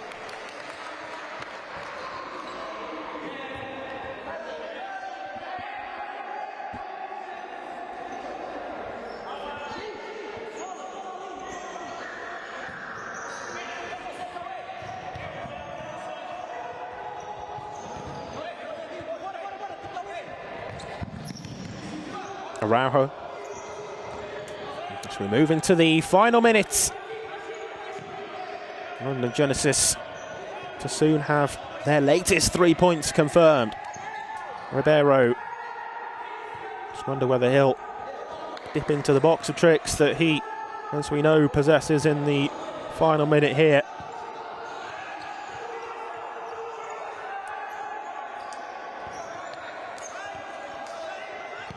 Rafael. Oh, it's still there for Durs. And somehow Bloomsbury don't score. If they had have found the net then, well, then you would just not have known what could have happened after. It's a big chance. It's a huge opportunity, and it's quality there in the isolation of the opportunity to have the chance so close to goal. Goes begging, though, doesn't it, for Bloomsbury? And it's a case of what might have been.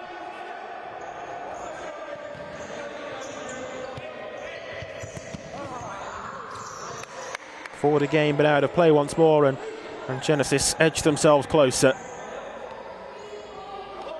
So here confirming the victory again, and a really hard-fought victory. Before today, Bloomsbury 8 points behind their hosting team, but having played a game less with the game in hand.